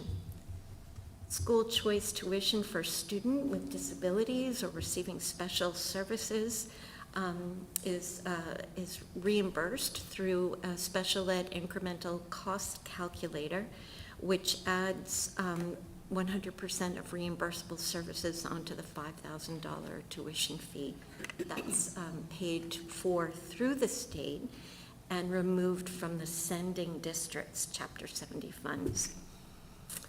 There are additional indirect services that can be reimbursed by the state. anywhere between 49% and 100%, and many of those indirect services are somewhere around 75%, depending on the type of service. School choice funding does not have to be spent in any one given year, and there are a wide range of acceptable uses of school choice funding, ranging from addressing building issues, space issues, purchasing technology, providing instructional coaching. Some districts use the school choice funding as special ed stabilization. On the next two slides, we've outlined some reasons for why school choice could be a good fit for Reading. Reading Public Schools has available seating. We've seen that foundation enrollment in Reading has declined over the past few years at elementary, middle, and high school. Our teacher FTEs have increased slightly during that time, so there's available seating and available staffing to instruct students. We do have a decrease in enrollment projected for next year. We're decreasing by 71 students, primarily in grades 6 and 10. School choice allows communities and would allow us to level out the effect of our bubble classrooms by mitigating all those fluctuations in enrollment so that we don't have to decrease staff in any given year and then hire them for the upcoming bubble. School choice would allow us to maintain current staffing levels and reasonable class sizes. I've mentioned on this slide, I wanted to reiterate that as a school choice community, Reading would receive $5,000 per student. Reading would not incur any transportation costs. Families would be responsible for bringing students or transporting students to their school choice school. Again, Reading may claim up to 100% of reimbursement for direct services and a range of reimbursement rates for indirect special ed services. Again, we may be able to use school choice funds to meet our varying needs. For an additional benefit of school choice for Reading is that we could use this in part as a retention strategy whereby we would enroll children of Reading Public School staff through the lottery process. And then lastly, school committee would reevaluate school choice every year and could make a decision to stop school choice options any given time, although those students that were already enrolled would continue through graduation. The next slide, I wanted to just refer to some enrollment trends indicating why we have some space and available seating in our schools. Enrollment has been decreasing since FY12. On the second slide bar graph, you can see that enrollment is declining by slightly at elementary level, by middle, and by high school. The next and final slide that I'll show you related to enrollment numbers is next year's projected enrollment, and my apologies, it's not all that clear, but it shows by school, by grade, the shifts in enrollment between this year and our projection for next year. And I indicated earlier that will be down about 71 students according to our projections. The last slide outlines recommendations for next steps, and the recommendations include requesting that school committee vote to enter the school choice program, essentially to not opt out of school choice for the next school year. A next step would involve creating a policy related to siblings of students who are entering our community on school choice. During the month of May, we, the administrators, would work with our school leaders to define available seats by school, by grade. We develop an application and lottery process, which would be posted on our website. We'd conduct a lottery in June. It could also be conducted in July. We'd monitor available seating and conduct a second lottery in August or September if necessary, if we still have seats available. And then lastly, we would maintain a wait list throughout the school year. I'll stop here and ask the school committee if you have any questions or need any clarification about school choice. Thank you, Sarah. Marla? Thank you. That was really clear. But my one question is, in terms of special ed and those types of costs, if a student goes into a district and then is identified to be put on an IEP or to have a special ed, to need special ed services, does the district that the student came from have any say in that process, or is it the hosting district who makes those determinations? The receiving district accepts those students, and then from there, they're our students. We conduct the evaluation, we determine services, and through the school choice funding process, the sending district, through their Chapter 70 funds, pay for those special ed services. Thank you. Sarah? Just following up on Carla's question, can you give me some examples on what the indirect services might include, Susan? Yeah, I have a list of them, which I'm happy to share with you. I should have brought them, but one example is, for example, a special ed department head or department chair. A portion of that salary and our stipend can be charged against our special ed incremental costs. Great, thank you. Erin? Just a point of clarification, students will apply to the district and are chosen through a random selection process prior to July 1, and if there are seats available, again, prior to November 1. Can you explain the November? Yes, the way the statute is written through DESE, we can conduct two different lotteries for the school year. One lottery is prior to the school year, and the other lottery can be right after the school year enters, if we have seats available. So Take additional students Exactly. mid, or a third of the way through the that's year? right. Interesting, okay. Because this program is all designed to make available open seats. So we have two opportunities to invite other community residents to enter our school. Is the pay then prorated? It is. Yeah, good question, it is. Joe? So I just trying to get my arms around the financial aspect of it. So I understand the 5,000 goes into a revolving account, and did you say that can be used for anything, not we just could use the school choice revolving account for any need in the district? That's correct, and I've learned a lot about school choice, and that surprised me. And then on the Chapter 70 side of things, I think I heard you say that if a student leaves a particular district to come here, that community's Chapter 70 is adjusted downward, and would ours then go up because we're taking on more students? I think that's what you said. Yes, it's all managed through the Department of Elementary and Secondary Ed. So Rob O'Donnell, the finance director, is the one who Yeah. manages this. And what we do as a school choice community is, prior to July 1st every year, we notify DESE and let them know how many students we expect to come in through school choice. They begin to make arrangements and earmark funds from the community.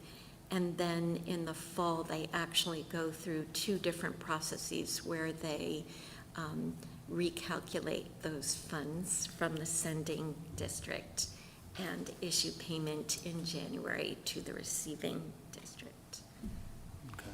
Just want to add one thing that might be of interest to you. We have 11 students currently that are school choice, that are Reading residents that are school choicing into other districts as Oh, well. okay, I didn't know that. That was one of my questions, so you beat me to it. Yeah, the vast majority of them enrolled in virtual academy. That's correct. That's interesting, I didn't know that.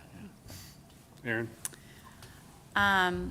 Do we conduct our own lottery for the seats, or does DESI control that for us? We conduct our. We conduct it. And we can't give any priority to students of staff. They just have to be quick on the draw. Okay. The process is that we receive in all the registrations by a certain date. Oh, okay. And then we advertise the date of the lottery, and the public is invited to come and watch us pull out of. Okay. Westford Public School actually uses a glass bowl into which they put the names of all students, and they literally. RCTV, let's televise this. And then there are other communities that do, more sophisticated processes where they create computer-generated codes. Are we gonna have jerseys for the kids and take pictures? Drafting, yeah. We do know that some districts do sort of, it's been sort of in practice, first come, first serve, but that's not what we feel is in line with the random draw, so we'd make sure that we're going to move forward with the randomized lottery process. Any other questions? Just a comment, I love one of the benefits is that it can be used to kind of tamper down the bubble grade going through, right? With all that disruption with moving teachers up or down grade levels. I think that's great. Yes. Okay, Sean? I mean, you can go first if you want, but I do have questions. So I just want to build on Chuck's question and tie it back to other conversations we've had. That revolving fund can be used for anything. We have a $400,000 potential shortfall coming up because of full-day kindergarten. This theoretically could help fill that gap, correct? That's correct. Okay. How many students are we thinking we would open it up for? Looking at the numbers on the chart that's no longer up there, it looks like about 30 in the middle in the high school, maybe none at the elementary school, but have we thought that through yet? Said May. We are actually collecting information now. It appears that our secondary schools will have space available, and we're defining actual numbers of seats now. Our principals are going through their final sort of class scheduling process. At the elementary schools, there are certain pockets at grade levels and at certain schools. We're in the process too. I wanted to mention that we have 40 an increase of 40 Boston resident students who will be joining us. So we need to take that into consideration before we actually define specific openings. So it's going to require some balancing and careful review. I would add just two thoughts to that too, is one is our plan is to be able to come back at the May 9th meeting with actual numbers of seats at particular grade levels and schools. And I think we've all talked about, we've mentioned our principals say, being conservative sort of in year 1, 2, and making sure that we, again, it is naturally a 1-year built-in pilot in the sense that we can revisit school choice, even though students would be with us to graduation, would be another decision we revisit next year. So I think we are not necessarily thinking a large scale of something in year 1, but what large scale means, I think, depends on spaces, and May 9th, we'll be able to give a better picture what that looks like. So just throwing a number out there, if we had 30 kids, Yep. that's 150,000 of the 400,000 that potentially Yeah. we are talking about. Yep. Okay.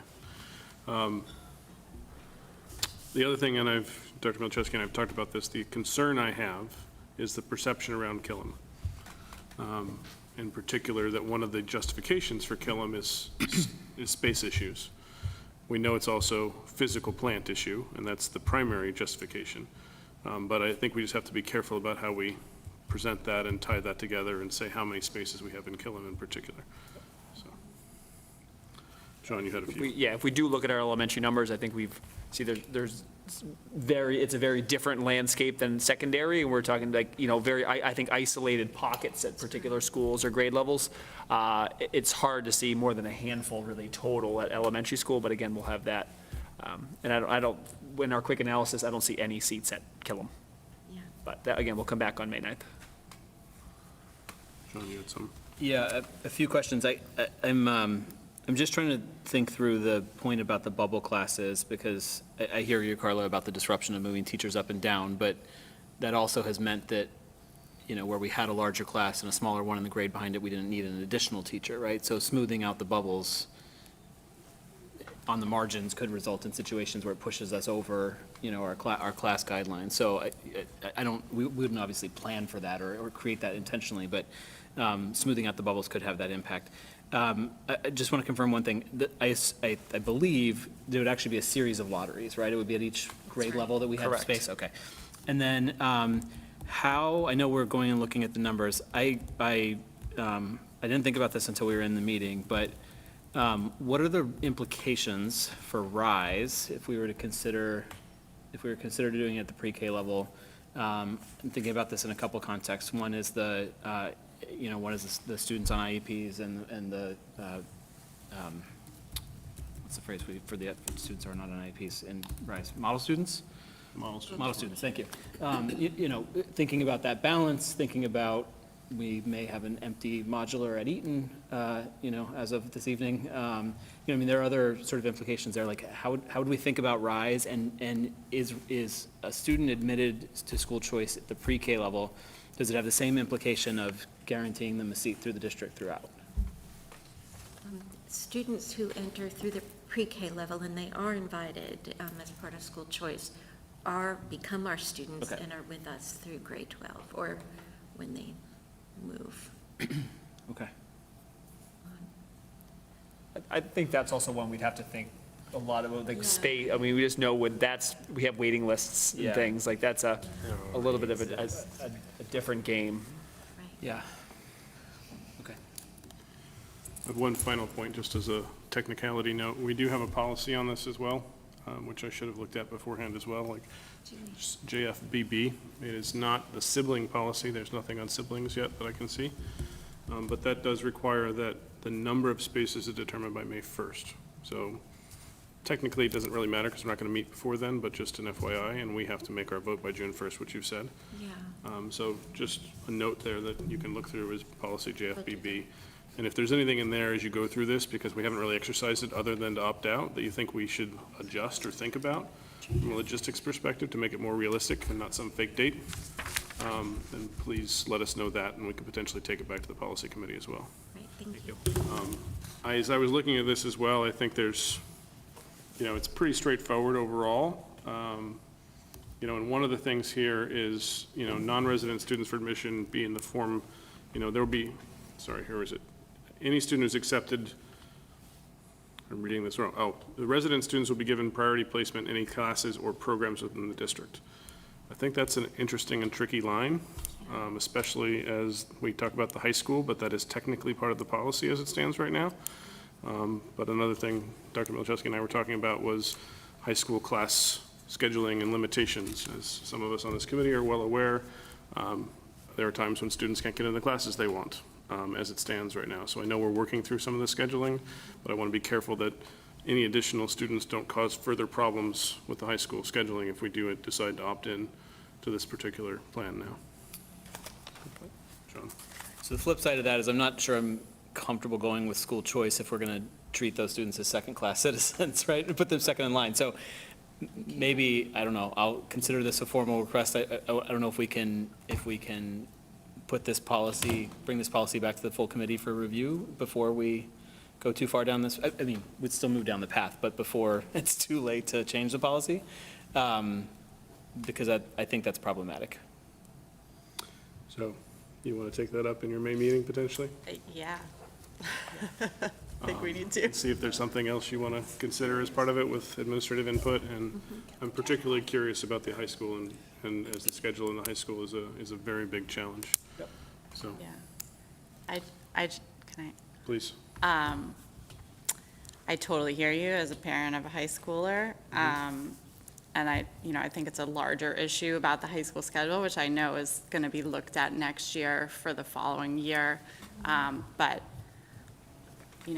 if we take these students in, then they are a Reading student, and they have just as much right to, that particular elective as any other kid trying to get into that elective. So I think we have to be careful about that. So happy to bring the policy to my colleagues on the policy subcommittee when we meet in May. when is our next meeting? The 9th? 9th. I want to say we're meeting the following week. And we're meeting May 9th, which is a Monday, it's odd off schedule. Oh, we right? might be Because meeting the it's- 10th. Because it is post-town meeting, and I believe there are back-to-school nights or spring, school activities on the Thursday, open houses on Thursday. So that's why that meeting's on the 9th, Okay. which is fortuitous from the RAC perspective, but potentially a challenge for this. Our next meeting after that, I want to say, is May 26th. So if we Okay. could get this before May 26th. We can do that. That would be Yeah, great. we're meeting that same week. I want to just add one thing that has come up too. A couple of people have asked, well, how come we can't put in just the contract with teachers that this is an employment benefit to have children of staff members be able to enroll in Reading Public Schools, which is a possibility, but you also just want to make clear that we wouldn't then get the $5,000 from the sending district if it's included as a perk of benefit in the contract. But if the children of staff enroll through school choice, we then do receive the $5,000 too. So that's popped up over the past couple of days, so I just want to make sure we share that. Sorry, I just had a random thought on that. If there was a family that was trying to enroll 2 kids and we drew the name of one sibling but not the other, then what happens? Only the one gets in. Sibling preference policy, sorry. That's correct. When they both apply at the same time, There's no guarantee. no, there isn't. The second sibling could apply the next year, and then Yes. the preference would apply if there were still, still a Or seat they available. just drop out because they didn't both get in. It's possible. Correct. Is there just thinking on, is there anything that prevents a family from applying to multiple districts? No. So it's possible that if we pull them from the lottery, they choose to go somewhere else, and then we have another spot back, and the next time we run the lottery, that spot's then available again. We can have a wait list. And that's also why we would keep a waiting list, because if someone opts out, we'd go down to the next person. If someone moves out in the middle of the school year, we would still go back to that waiting list. So just real quick to build on that, the wait list would be also pulled through the lottery at the end, first time, so that That's you can then correct. go to, say you have 5 spots, you can go to number 6, and that person becomes number 5 okay. That's exactly right. So it automatically works through that. And then anybody who registers after that goes to an unlotteried wait list. That's correct, yeah. Okay. Chuck? So, Susan, I should have asked this at the beginning, and, I mean, you're always so well prepared with everything you present, and I'm sure you know this, but what's I don't even know, how many districts actually do this? And it made me think of that when Tom asked that someone might be applying to more than one district. Is this something because it's always been just dismissed to us, oh, we don't have the space, so I've never really dug into it to that extent.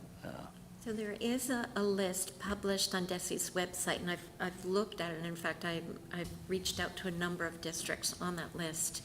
I'm trying to think of some districts that are close to us, and we know that Westford, it's not close, but Westford Public Schools, Ipswich, Littleton, Gloucester, there are, I'm happy to share the list with you so that you could see who's on it. I mean, It's quite they a- effectively become our competition, right, for the students, right? Yeah, I was told by DESI that there, well, and I've seen for myself on DESI, there are a number of tools for parents who are considering school choice about what they should look for and what information they might want to evaluate. And so we'll want to make sure that we have all of that great statistical information on our website. Our graduation rates, our e-pay classes, our athletics and extracurricular programs. And based on what we heard in the prior presentation, they should be lining up to come here.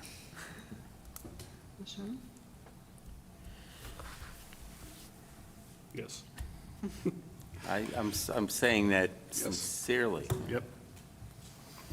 So just on a quick scan, I mean, it's roughly half the districts in the state, but among the closest ones, it's Peabody, Beverly, and Burlington are kind of the closest in districts accepting school choice. And we have the option to accept on a grade-by-grade basis.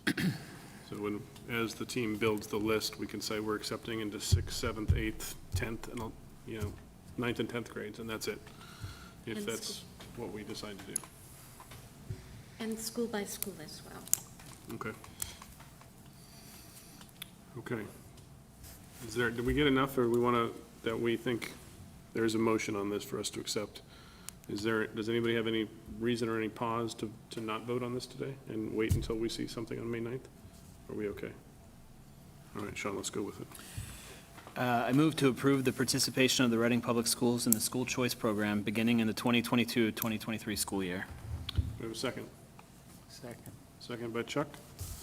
Any further discussion? Okay, all in favor? All opposed? And it passes 6-0. Thank you so much for your effort and time on that as well. Yes, thank you. You put a lot into that, really. Very well done, thank you. Okay. So now we move on to the next meaty subject of the evening. Student services update. Is he going to? We have to switch the presentation, I think. Yes.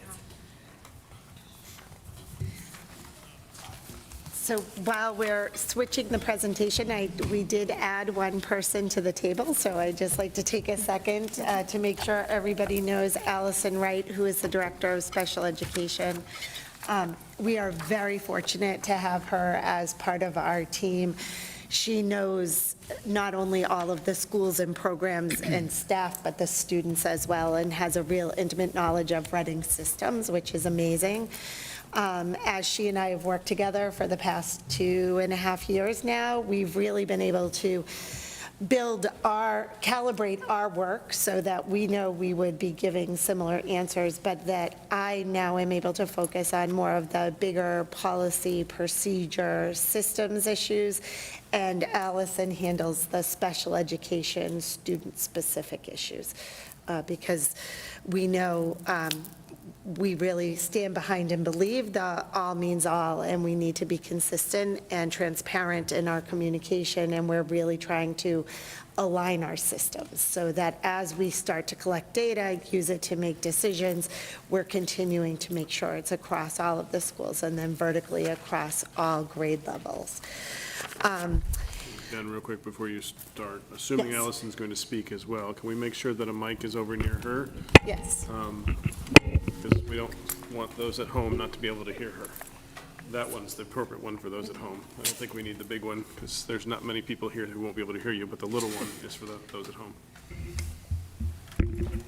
And I totally never need a microphone, so we're good. And so really, when we think about grounding our work, I love the words that Sarah used today in her presentation about being dynamic and responsive.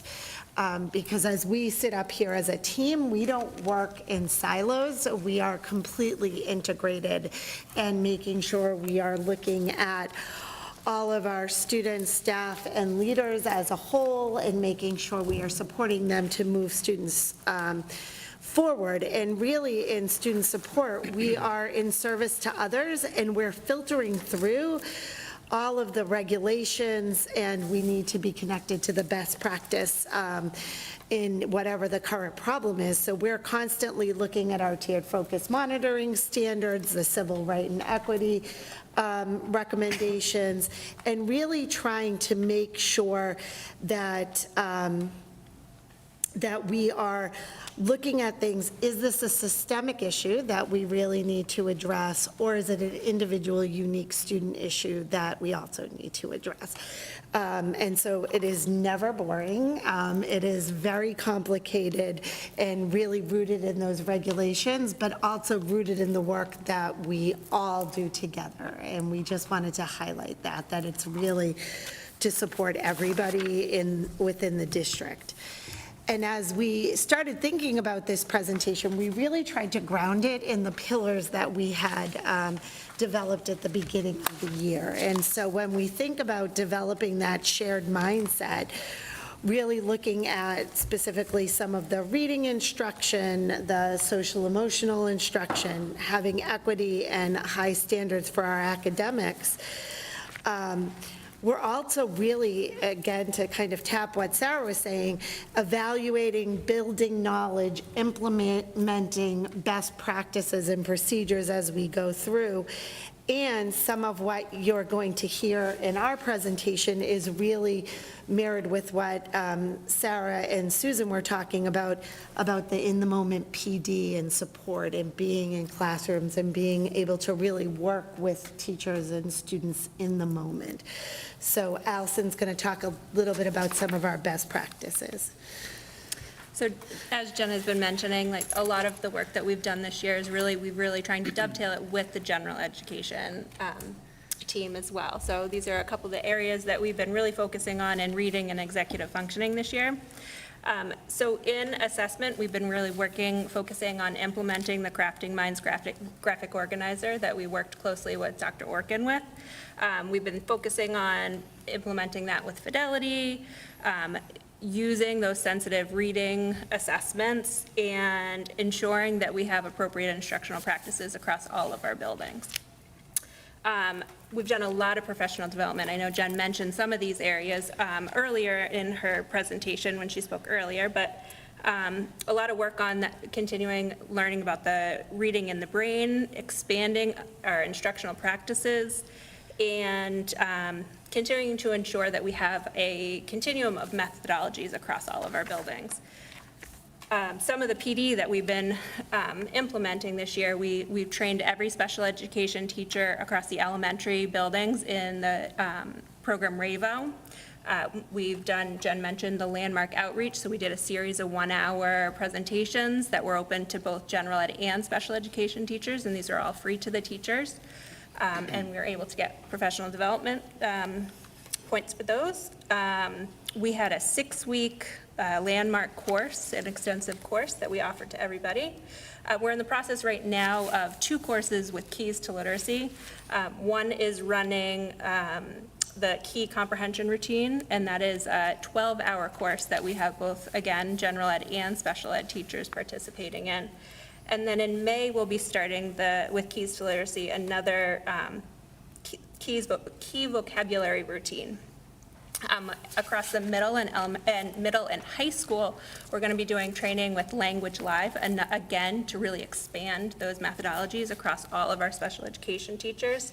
And we're excited that we'll be implementing a Wilson training, pretty extensive Wilson training, starting with a 3-day training for I think 30 staff members in June, and then we're going to be funding the practicum for them during the following year. So we're excited about those opportunities.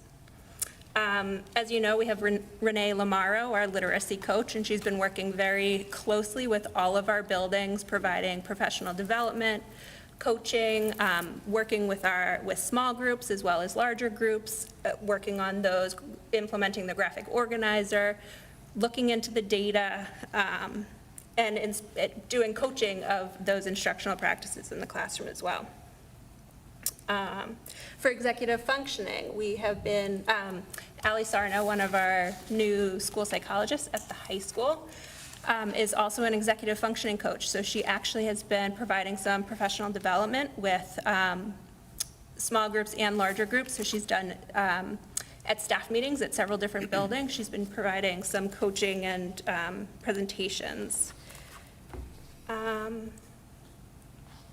We've continued to building that collaboration between both general ed and special ed, focusing on practices with reading, screening, MTSS, and IEP implementation. And then we've been also building our resource library within the building. So we bought resources with executive functioning and reading, so we can have those resources available to our teachers in the buildings. So to continue with our best practices, we've also been doing a lot of best practice work around social emotional support. When we think about some of our data collection, we have over 40 what we would consider critical incidences this year, either hospitalizations, could be a suicide threat, something we needed to call the police for, and so that is a larger number than we have had in the past, and we continue to collect the data and support the individuals in their circumstances, but we're also looking wide range at what additional supports do we need to put in place. And when we think about those critical incidences, that also doesn't show the students that are struggling in the buildings on a daily basis that need some additional support. So we've really been doing some work on best practices, especially around interrupting that worry cycle.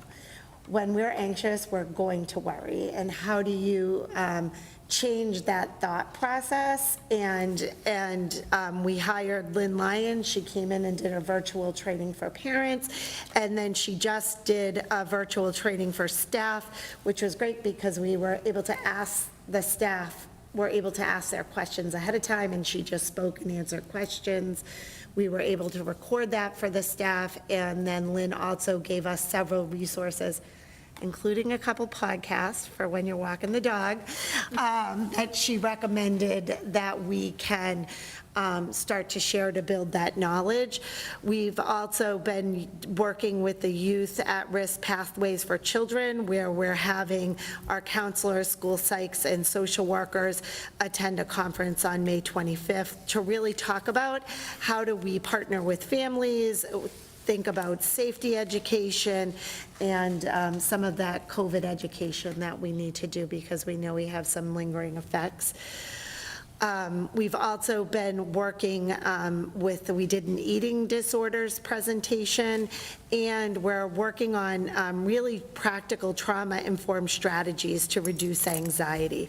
So Jessica Minahan is a very famous, well-respected BCBA who does trainings. We were able to send all of the psychologists, social workers, and BCBAs to her training. It was an all-day training, and now we're working with that staff to roll it out to the rest of the staff. So we're trying to be very purposeful and build people's toolkits in order to meet the social emotional needs of the students and the staff. And to that end, we've added a social emotional lead social worker, Jillian Sullivan, who's here at the high school. She has been amazing in helping us to develop a clinical supervision model for social workers, school adjustment counselors for their licensing, but she also runs a larger group meeting.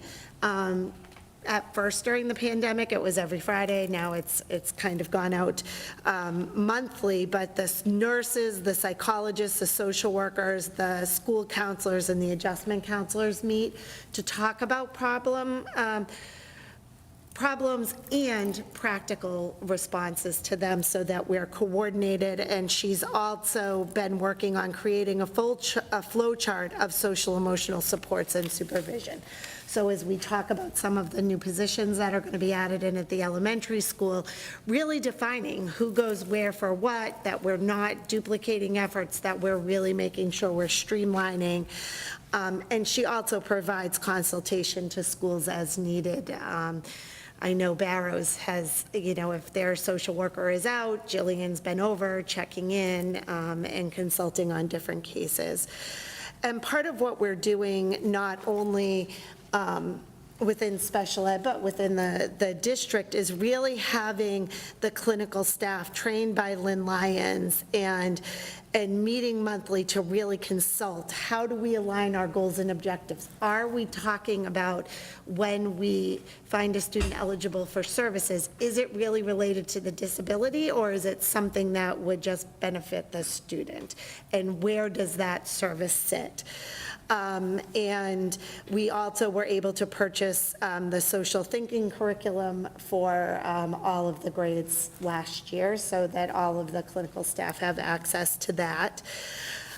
So we're continuing to work on regular vertical planning time, and we're also going to be looking at our new bullying and social emotional curriculum. As you heard Sarah so eloquently speak about the reading curriculum, and we know we're implementing a new math curriculum. We needed to be really conscious about how are we going to look at some of that social emotional and bullying curriculum, and is this the year to do it, or do we take one more year and continue to use what we have and make sure we have the right steps?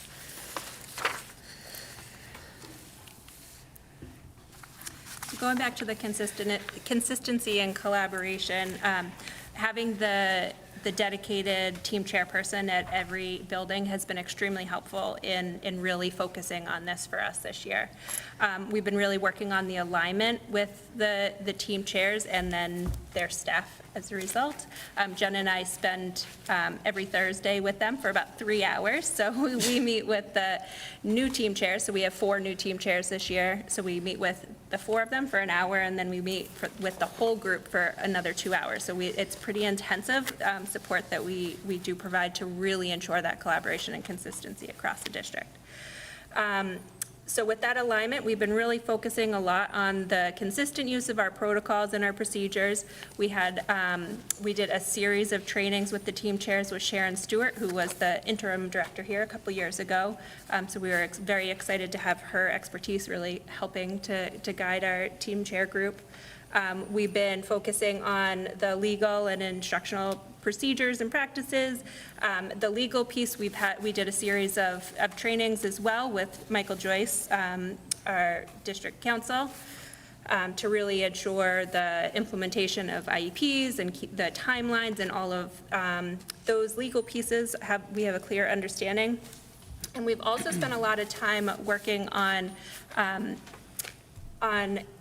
with the school psychologists and the team chairs together, working on really setting a baseline for even down to the disability category. So really having that clear and consistent interpretation of all the disability categories across the district, which has been really helpful to have the team chairs and the school psychologists meeting together to really have those deep conversations with those topics.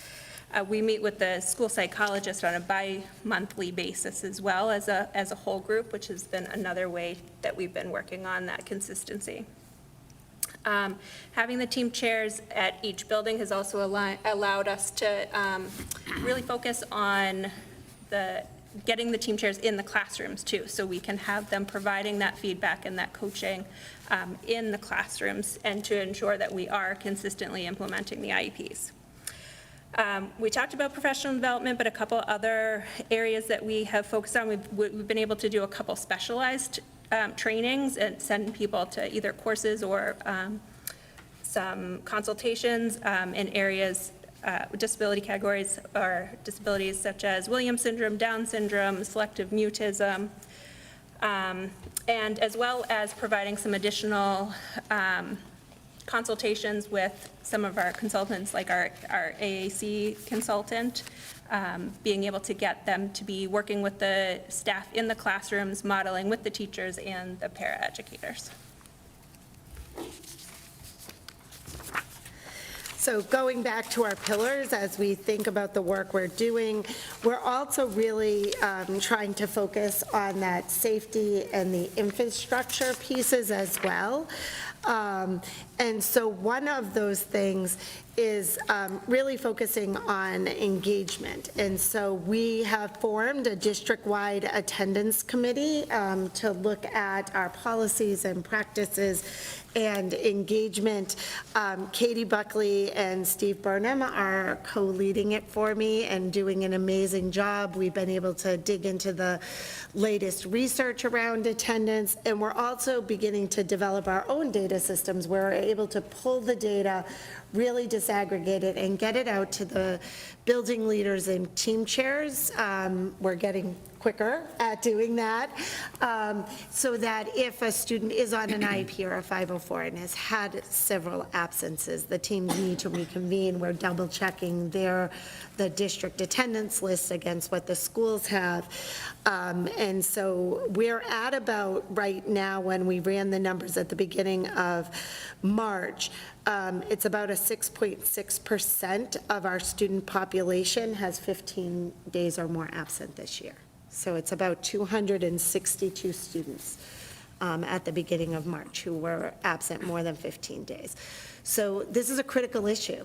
And we need to sort out what is COVID, what is students really refusing to engage, what is anxiety, what are just typical attendance issues. And so part of this committee's work is they created almost 3 buckets to look in. First being communication, developing consistency around implementation of policy, how things are listed in the handbook, and is it clear? And that there's clear parent communication at set checkpoints. After 10 days, we do this. After 15 days, we do this. And everybody understands what that is and how that's going to roll out. Also, they really are focusing on a commitment and where they are inviting families in to discuss the attendance concern and work with the families to create a plan. It's a little bit out of order on the 2 slides from now. There's a sample template of a contract they've made. It has actually changed the dynamics in some of the high school attendance meetings because they're really sitting and talking about what's going on, what is going to get you here, and how are we going to move forward with this. And then the third bucket they really wanted to focus on was celebration, because it's not only about recognizing the excellence of attendance, but it's also celebrating the incremental changes. And as students start to come to school, celebrating and encouraging that work as well. So you'll be hearing a lot more from this attendance committee. We've also had Michael Joyce, our attorney, came and did a training for all of the building leaders, which we were able to share with the team chairs, school psychologists, really about what are the legal implications, what do we need to be thinking through as we continue this work. One of the other areas that we've been focusing at the high school level is transition planning. So preparing our students for that post-secondary transition. So this year we have been partnering with Triangle Inc., which is it's a pre-employment transition services. It's partnered with Mass Rehab, and they partner with area high schools to provide vocational training to students to prep them for either the job or life after high school. So we're really excited about this partnership that we've been really put into place this year. Some of the skills that they work on are work readiness, job exploration counseling, self-advocacy counseling in post-secondary education, and work-based learning experiences. So they do some virtual classes, and then they do classes that are in district. So right now, we do have a class that's going on in the building, and they meet, I believe, twice a week they're meeting right now. So very excited about that work. We're also doing a lot of work around transition assessment. So we started that work last year, and we're really continuing that this year. And we're looking to do a deep dive this summer into additional transition assessments that we would like to put into place and train staff so we have more available for our students moving forward. As we continue to think about safety, we've developed a district critical incident task force. Some nurses are on it. Jillian Sullivan's helping to run it. We have some building-based administrators. We are also partnering with our SROs and the fire chief to make sure that we really have a community response. So we are looking at all of our policies and procedures. We're meeting quarterly to review them and make sure we have a solid plan, and we're basing it on the best practices from NEMLAC, which really does that school operational piece.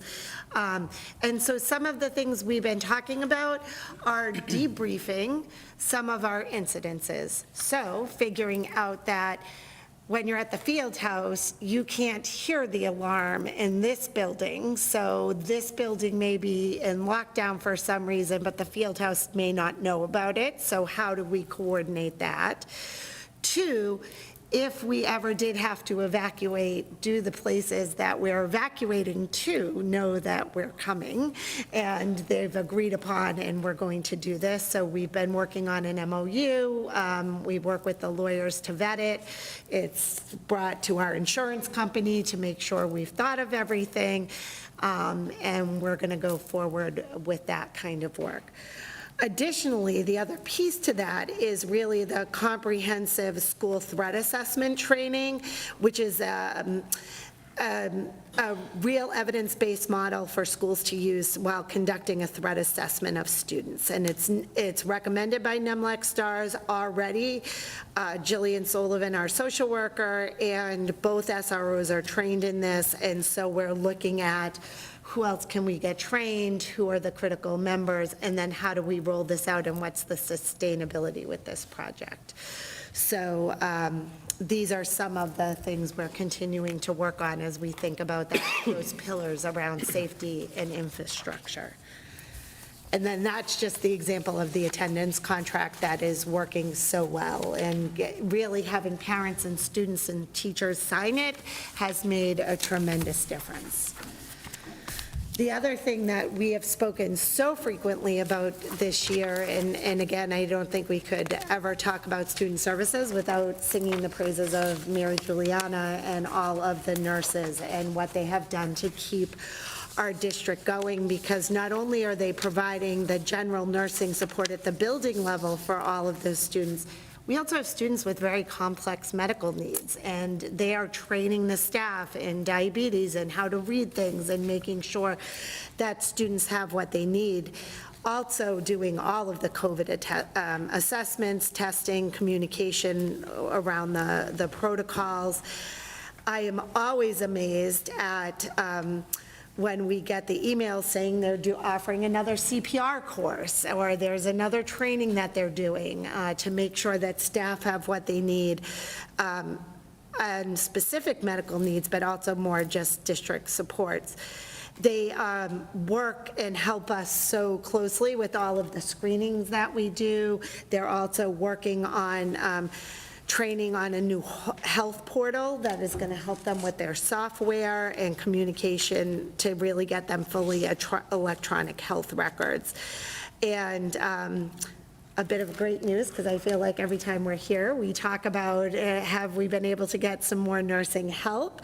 And Mary is very, very pleased to announce the addition of district nurse Nicole Pelly.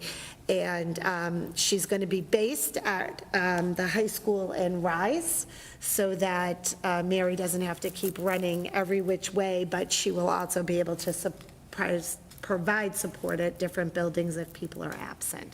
So we are really thrilled to announce that. And then the last kind of pillar, we anchored some of this in, and you can see how it really all fits together in the context of the work of everybody that sits up here, is to really think about that plan to improve systems and practices, and how are we thinking about developing our professional development, retaining our staff, which, again, we've talked a lot about in different areas.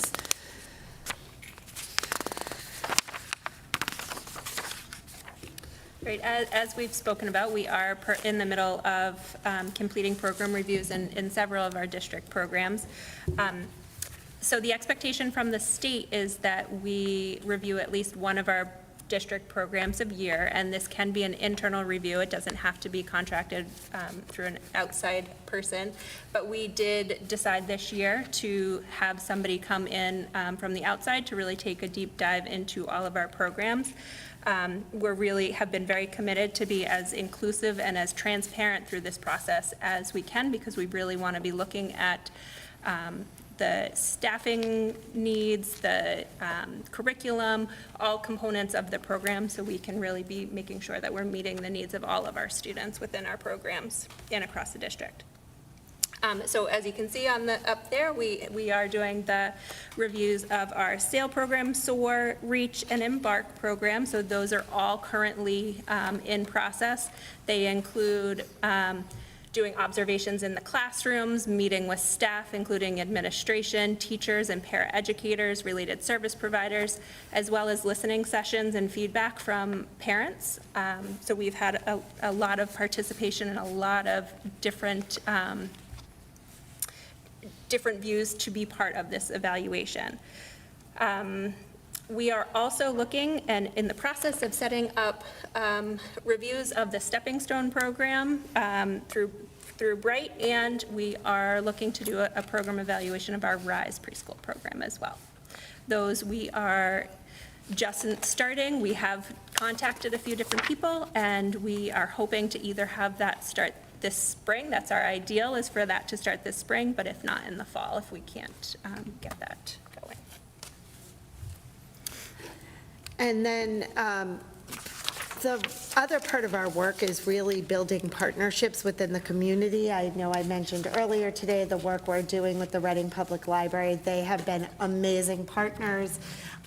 We've held some of our meetings there. It is a beautiful space and just a really great way to make sure we are coordinated within the community and promoting reading and literacy. We've also been, we hosted an inclusive opportunities listening session because we had some parents who were concerned that their students weren't able to participate in the general athletics and community activities due to their learning and engagement issues. So we had the YMCA, Communitas, Reading Rec, an extended day, all represented, and we just asked parents to come and tell us their vision. We're working on a PowerPoint now to sum up some of our action steps, but I can tell you it has been amazing. Communitas Heard already has developed a tweens activity to get students engaged. We've been talking to the Y about swimming lessons and the cost of things. So it just really proved that kind of getting all the right people in one room to listen and problem solve is bringing us forward, which is exciting. Which that's one of our exciting conversations, and I'm so thrilled that we have a really good working relationship with Austin Prep right now. Part of our grants is that we have to, oh my gosh, now I can't think of the word and I say it all the time. Proportionate share. It's actually called something else now. Equitable services. Equitable services is what it's called. And that any student who attends school in the town limits of Reading, no matter where they live, have access to that equitable services funding. So we have to work closely with our other community schools, Austin Prep, and then all of our preschools to make sure we're counting those students, we're meeting with them to discuss what would be beneficial, and then we have to write service plans and meet with families. And it's been a real joy this year. We've been able to partner with Austin Prep and our preschool community partners for some PD, which has been really nice to just be able to expand and invite all of the families to Lynn Lyons training and some of those other pieces. We also invited Austin Prep students to the Vacation Academy, and we are very well aware of our preschool partners and working very closely with them. We're working tirelessly with the Reading Coalition. I think Mary Juliana and Julian Sullivan have like a direct line to Erica, and it's been very, very helpful. And then again, as Erin mentioned, we work closely with the CPAC to really build that partnership so that families have a space where they feel safe and other families to connect to. So, we're almost done.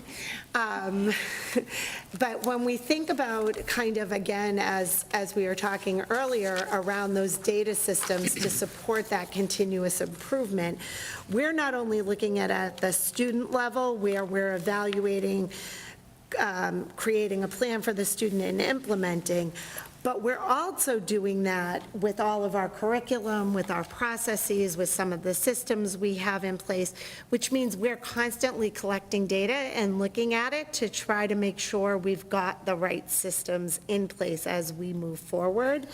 So we just included some numbers at the back of our presentation. We're not going to spend a ton of time with all of them. We're happy to go more in depth, but we really felt like some of this you're going to hear about when we do the program reviews, and we're going to spend more time talking about those individual pieces, but there were a couple of highlights we just wanted to share with people that we're continuing to uncover.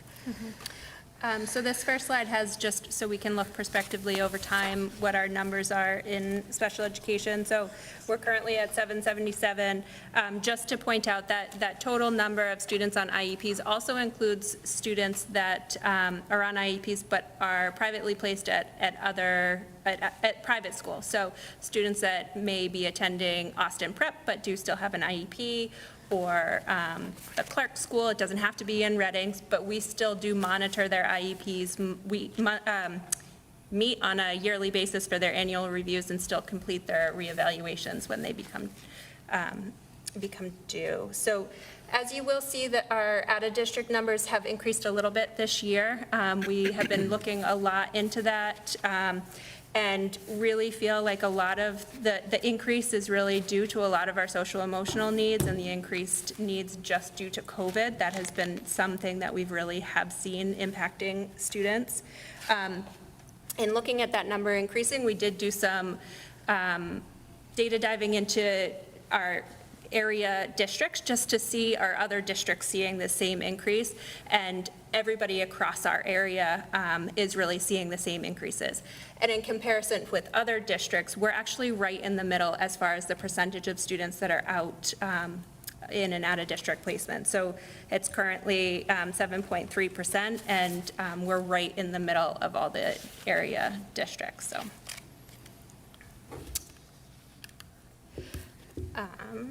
As Jen said, we're not going to go through everything on the next several slides, but just to point out here, this is across the district, our percentages of the different disabilities.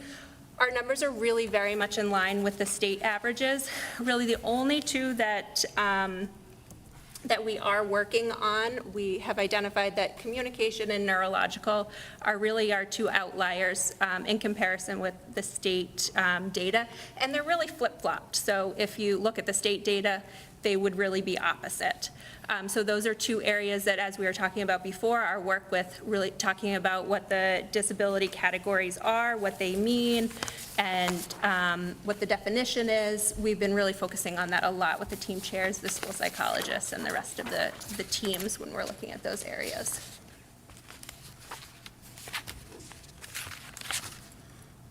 This chart just shows what our percentages are across all our grade levels, and we really do have they're pretty evenly dispersed across all the grade levels, which is good. The next several slides, we're just going to fly through these. This is just all, you can look at them later. It's really just all of our disability categories by grade level, so we did it all the way from preschool all the way through grade 12. Just to as you scroll through them, just to point out, developmental delay is a category that you can consider until a student is 9. So you'll see that is not in category later, and that is why.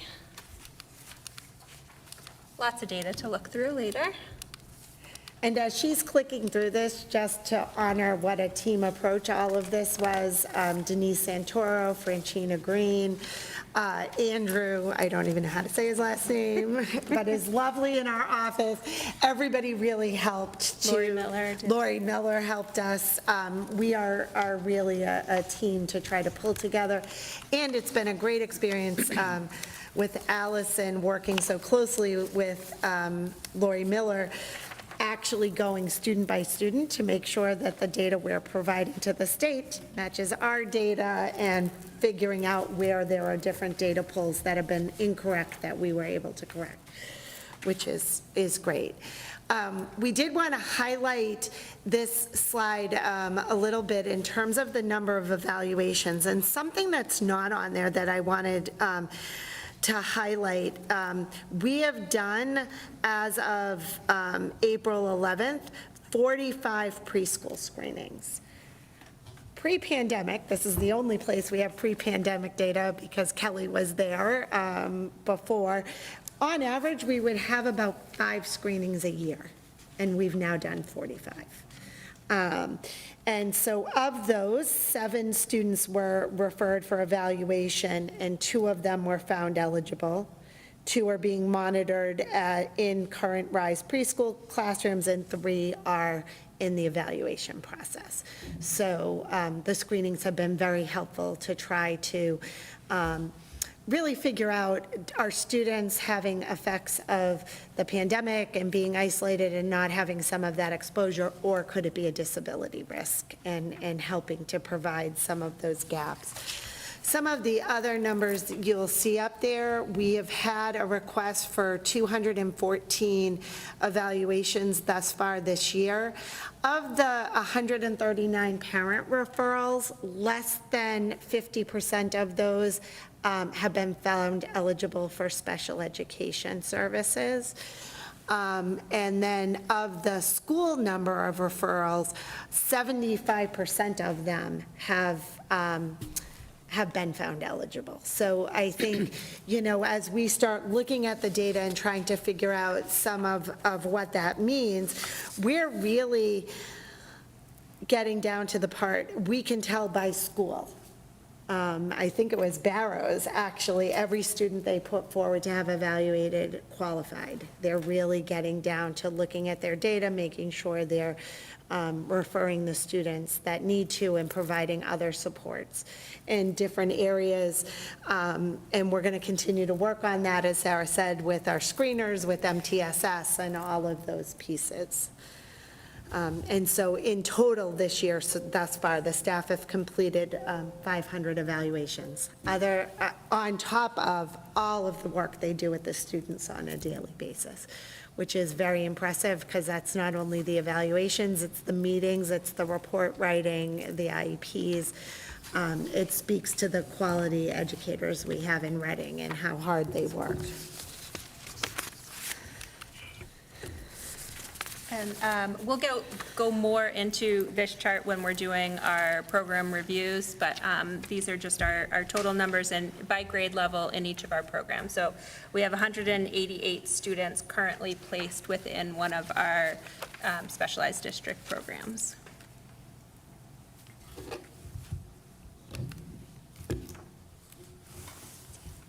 And then the last bit of data we were asked to provide was around some of the early literacy screenings. We were working with Sarah on that.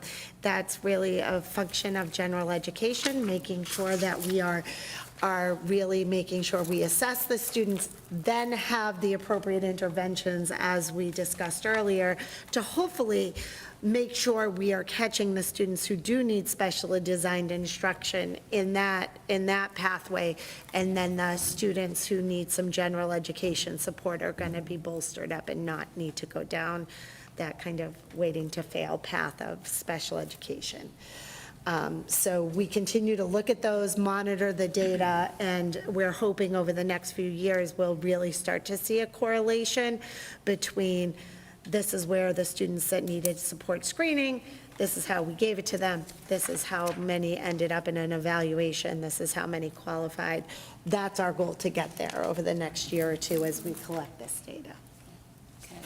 And go right ahead. Thanks, Jen. That's a great explanation, but also the correlation it's not linear like that.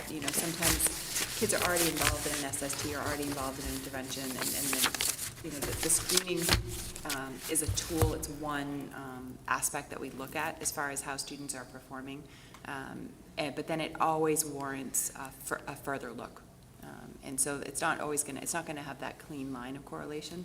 Not to say that as we go forward and tighten up our processes that it won't yield a little bit more interesting data than it does right now. The other thing too is one of the things with our learning curve with with some of these screenings is understanding all of the different components and subtests. So for example, in a recent training for our K screening, the consultant was talking to us about the fact that a certain part of blends hadn't been taught yet, and that was assessed, and that's why we would anticipate in one certain subtest, you might have students that are flagged, but if you haven't taught it yet, you're to ignore that subtest for the time being. So there's some intricacy that we're still learning to interpret, which is part of the natural learning curve here, and should start to change and reflect in our practice as we go.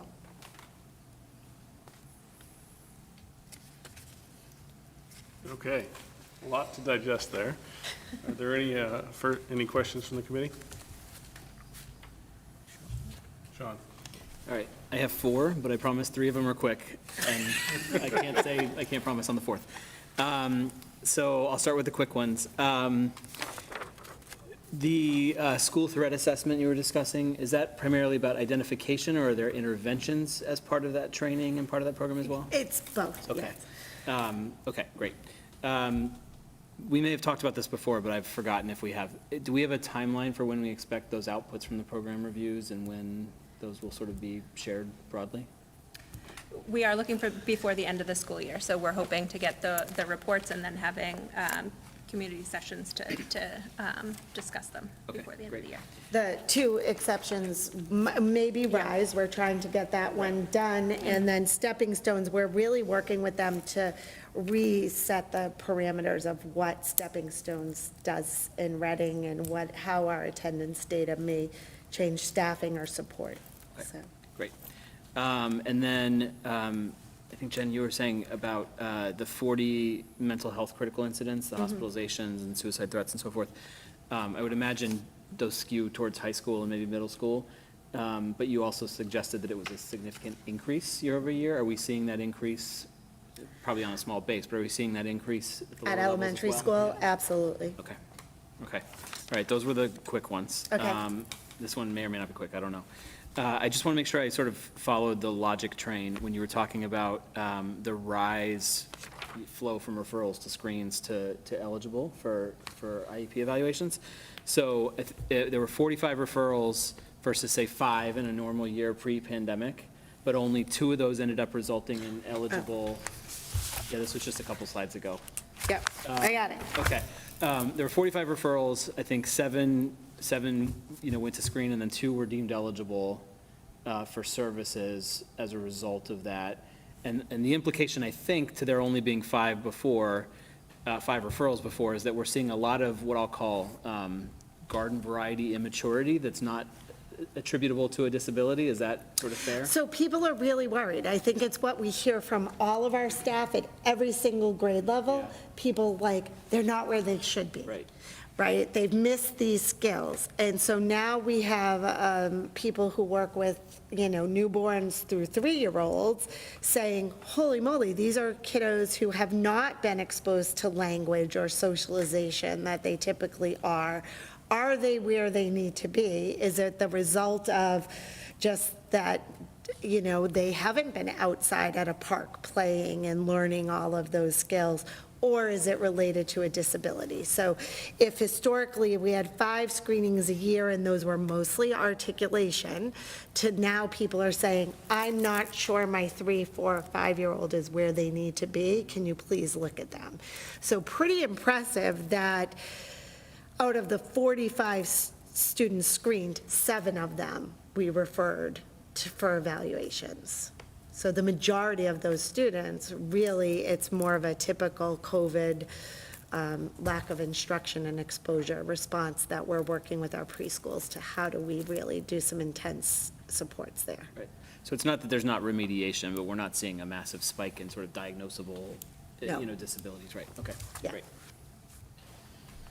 Questions? Sarah? So thank you for pulling all this together. It was a lot. There's clearly a lot of work happening on the student services side of the house as well. So I'm excited to see all of the data, and I'm looking forward to seeing how the trends change over time, all the work we're doing with the literacy implementation that we're going to be doing over the coming years. I'm excited to see how the numbers change across grades. I hope that in a couple of years, we won't be seeing 43% of IEPs in the 7th grade related to SLD. That's the kind of stuff I hope we'll see the trends going down, so I'm really excited about all of that.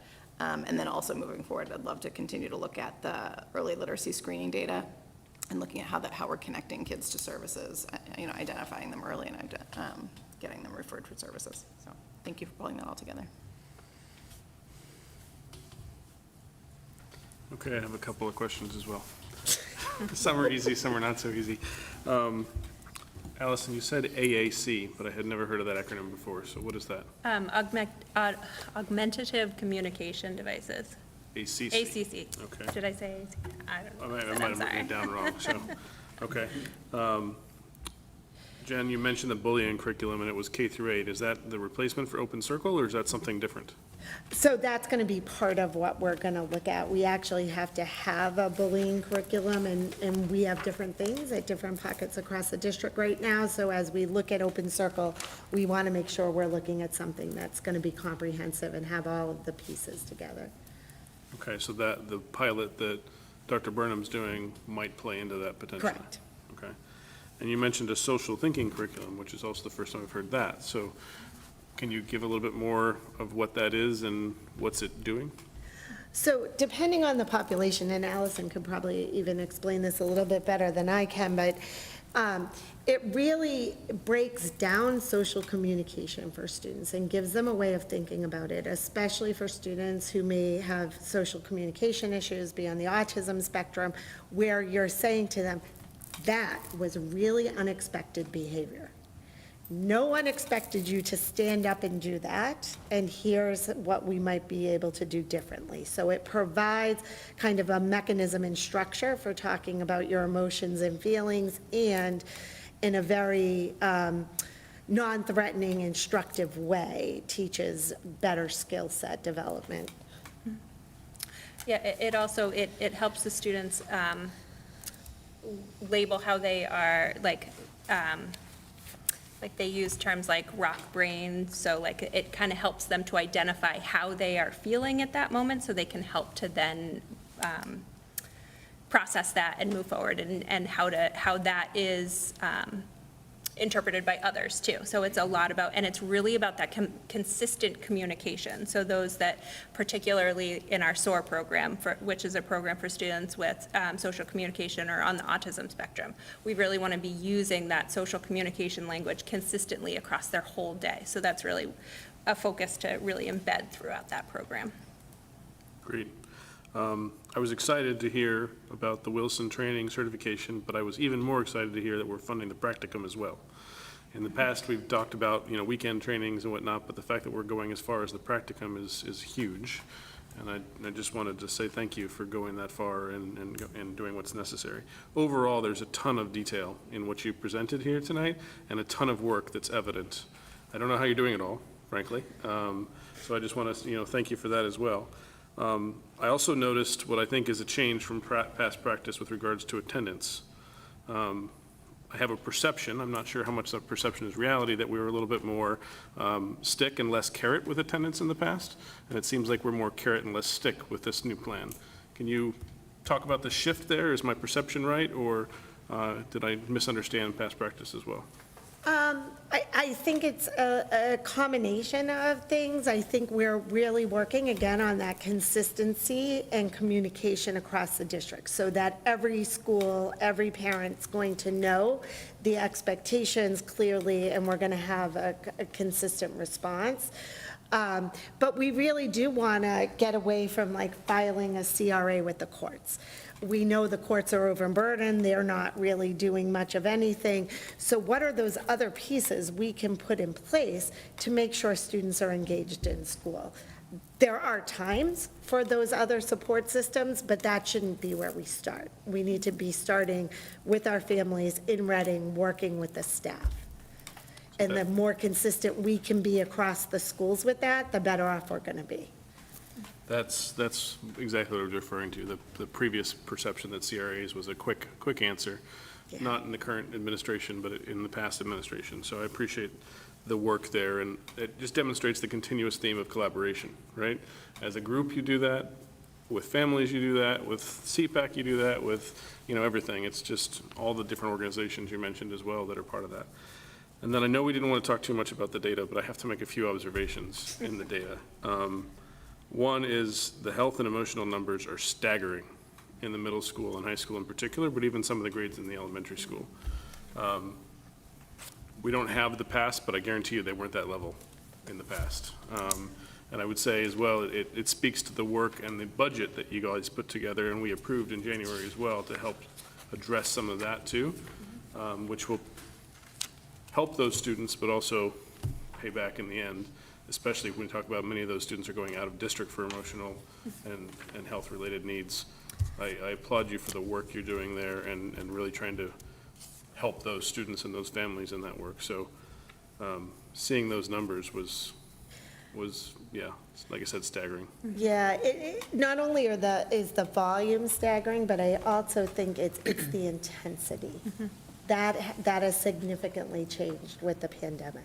The level of anxiety and depression has really been exacerbated, and we've had to really get ahead of that with our professionals. And my last observation, or thanks as well, is with regards to the norming around some of the other categories, communication, neurological, and SLD. Personal observation as well from that perspective, so I very much appreciate that the work is going there to come to a common understanding. We talked briefly about potentially putting in place, guidelines about how test results work and how that applies to some of these, and you all are already working through some of that. The Crafting Minds guidelines that are in place are demonstrating some very clear, what are your next steps? So it's not so much what do I feel like today, but it's more prescriptive. These things are never prescriptive, right? But it's more along those lines, and I just want to thank you and appreciate the work that's happening there as well. Thank you. Looking around, anything else? Okay, thank you both. Thank you all. You all did a phenomenal job with a lot of material tonight, so thank you. Okay, we've reached our end. Does anybody have any motions? Motion to adjourn. Carla with the motion to adjourn, Sarah with the second. All in favor? All opposed? And the adjournment passes 6-0. Thank you very much. We are adjourned.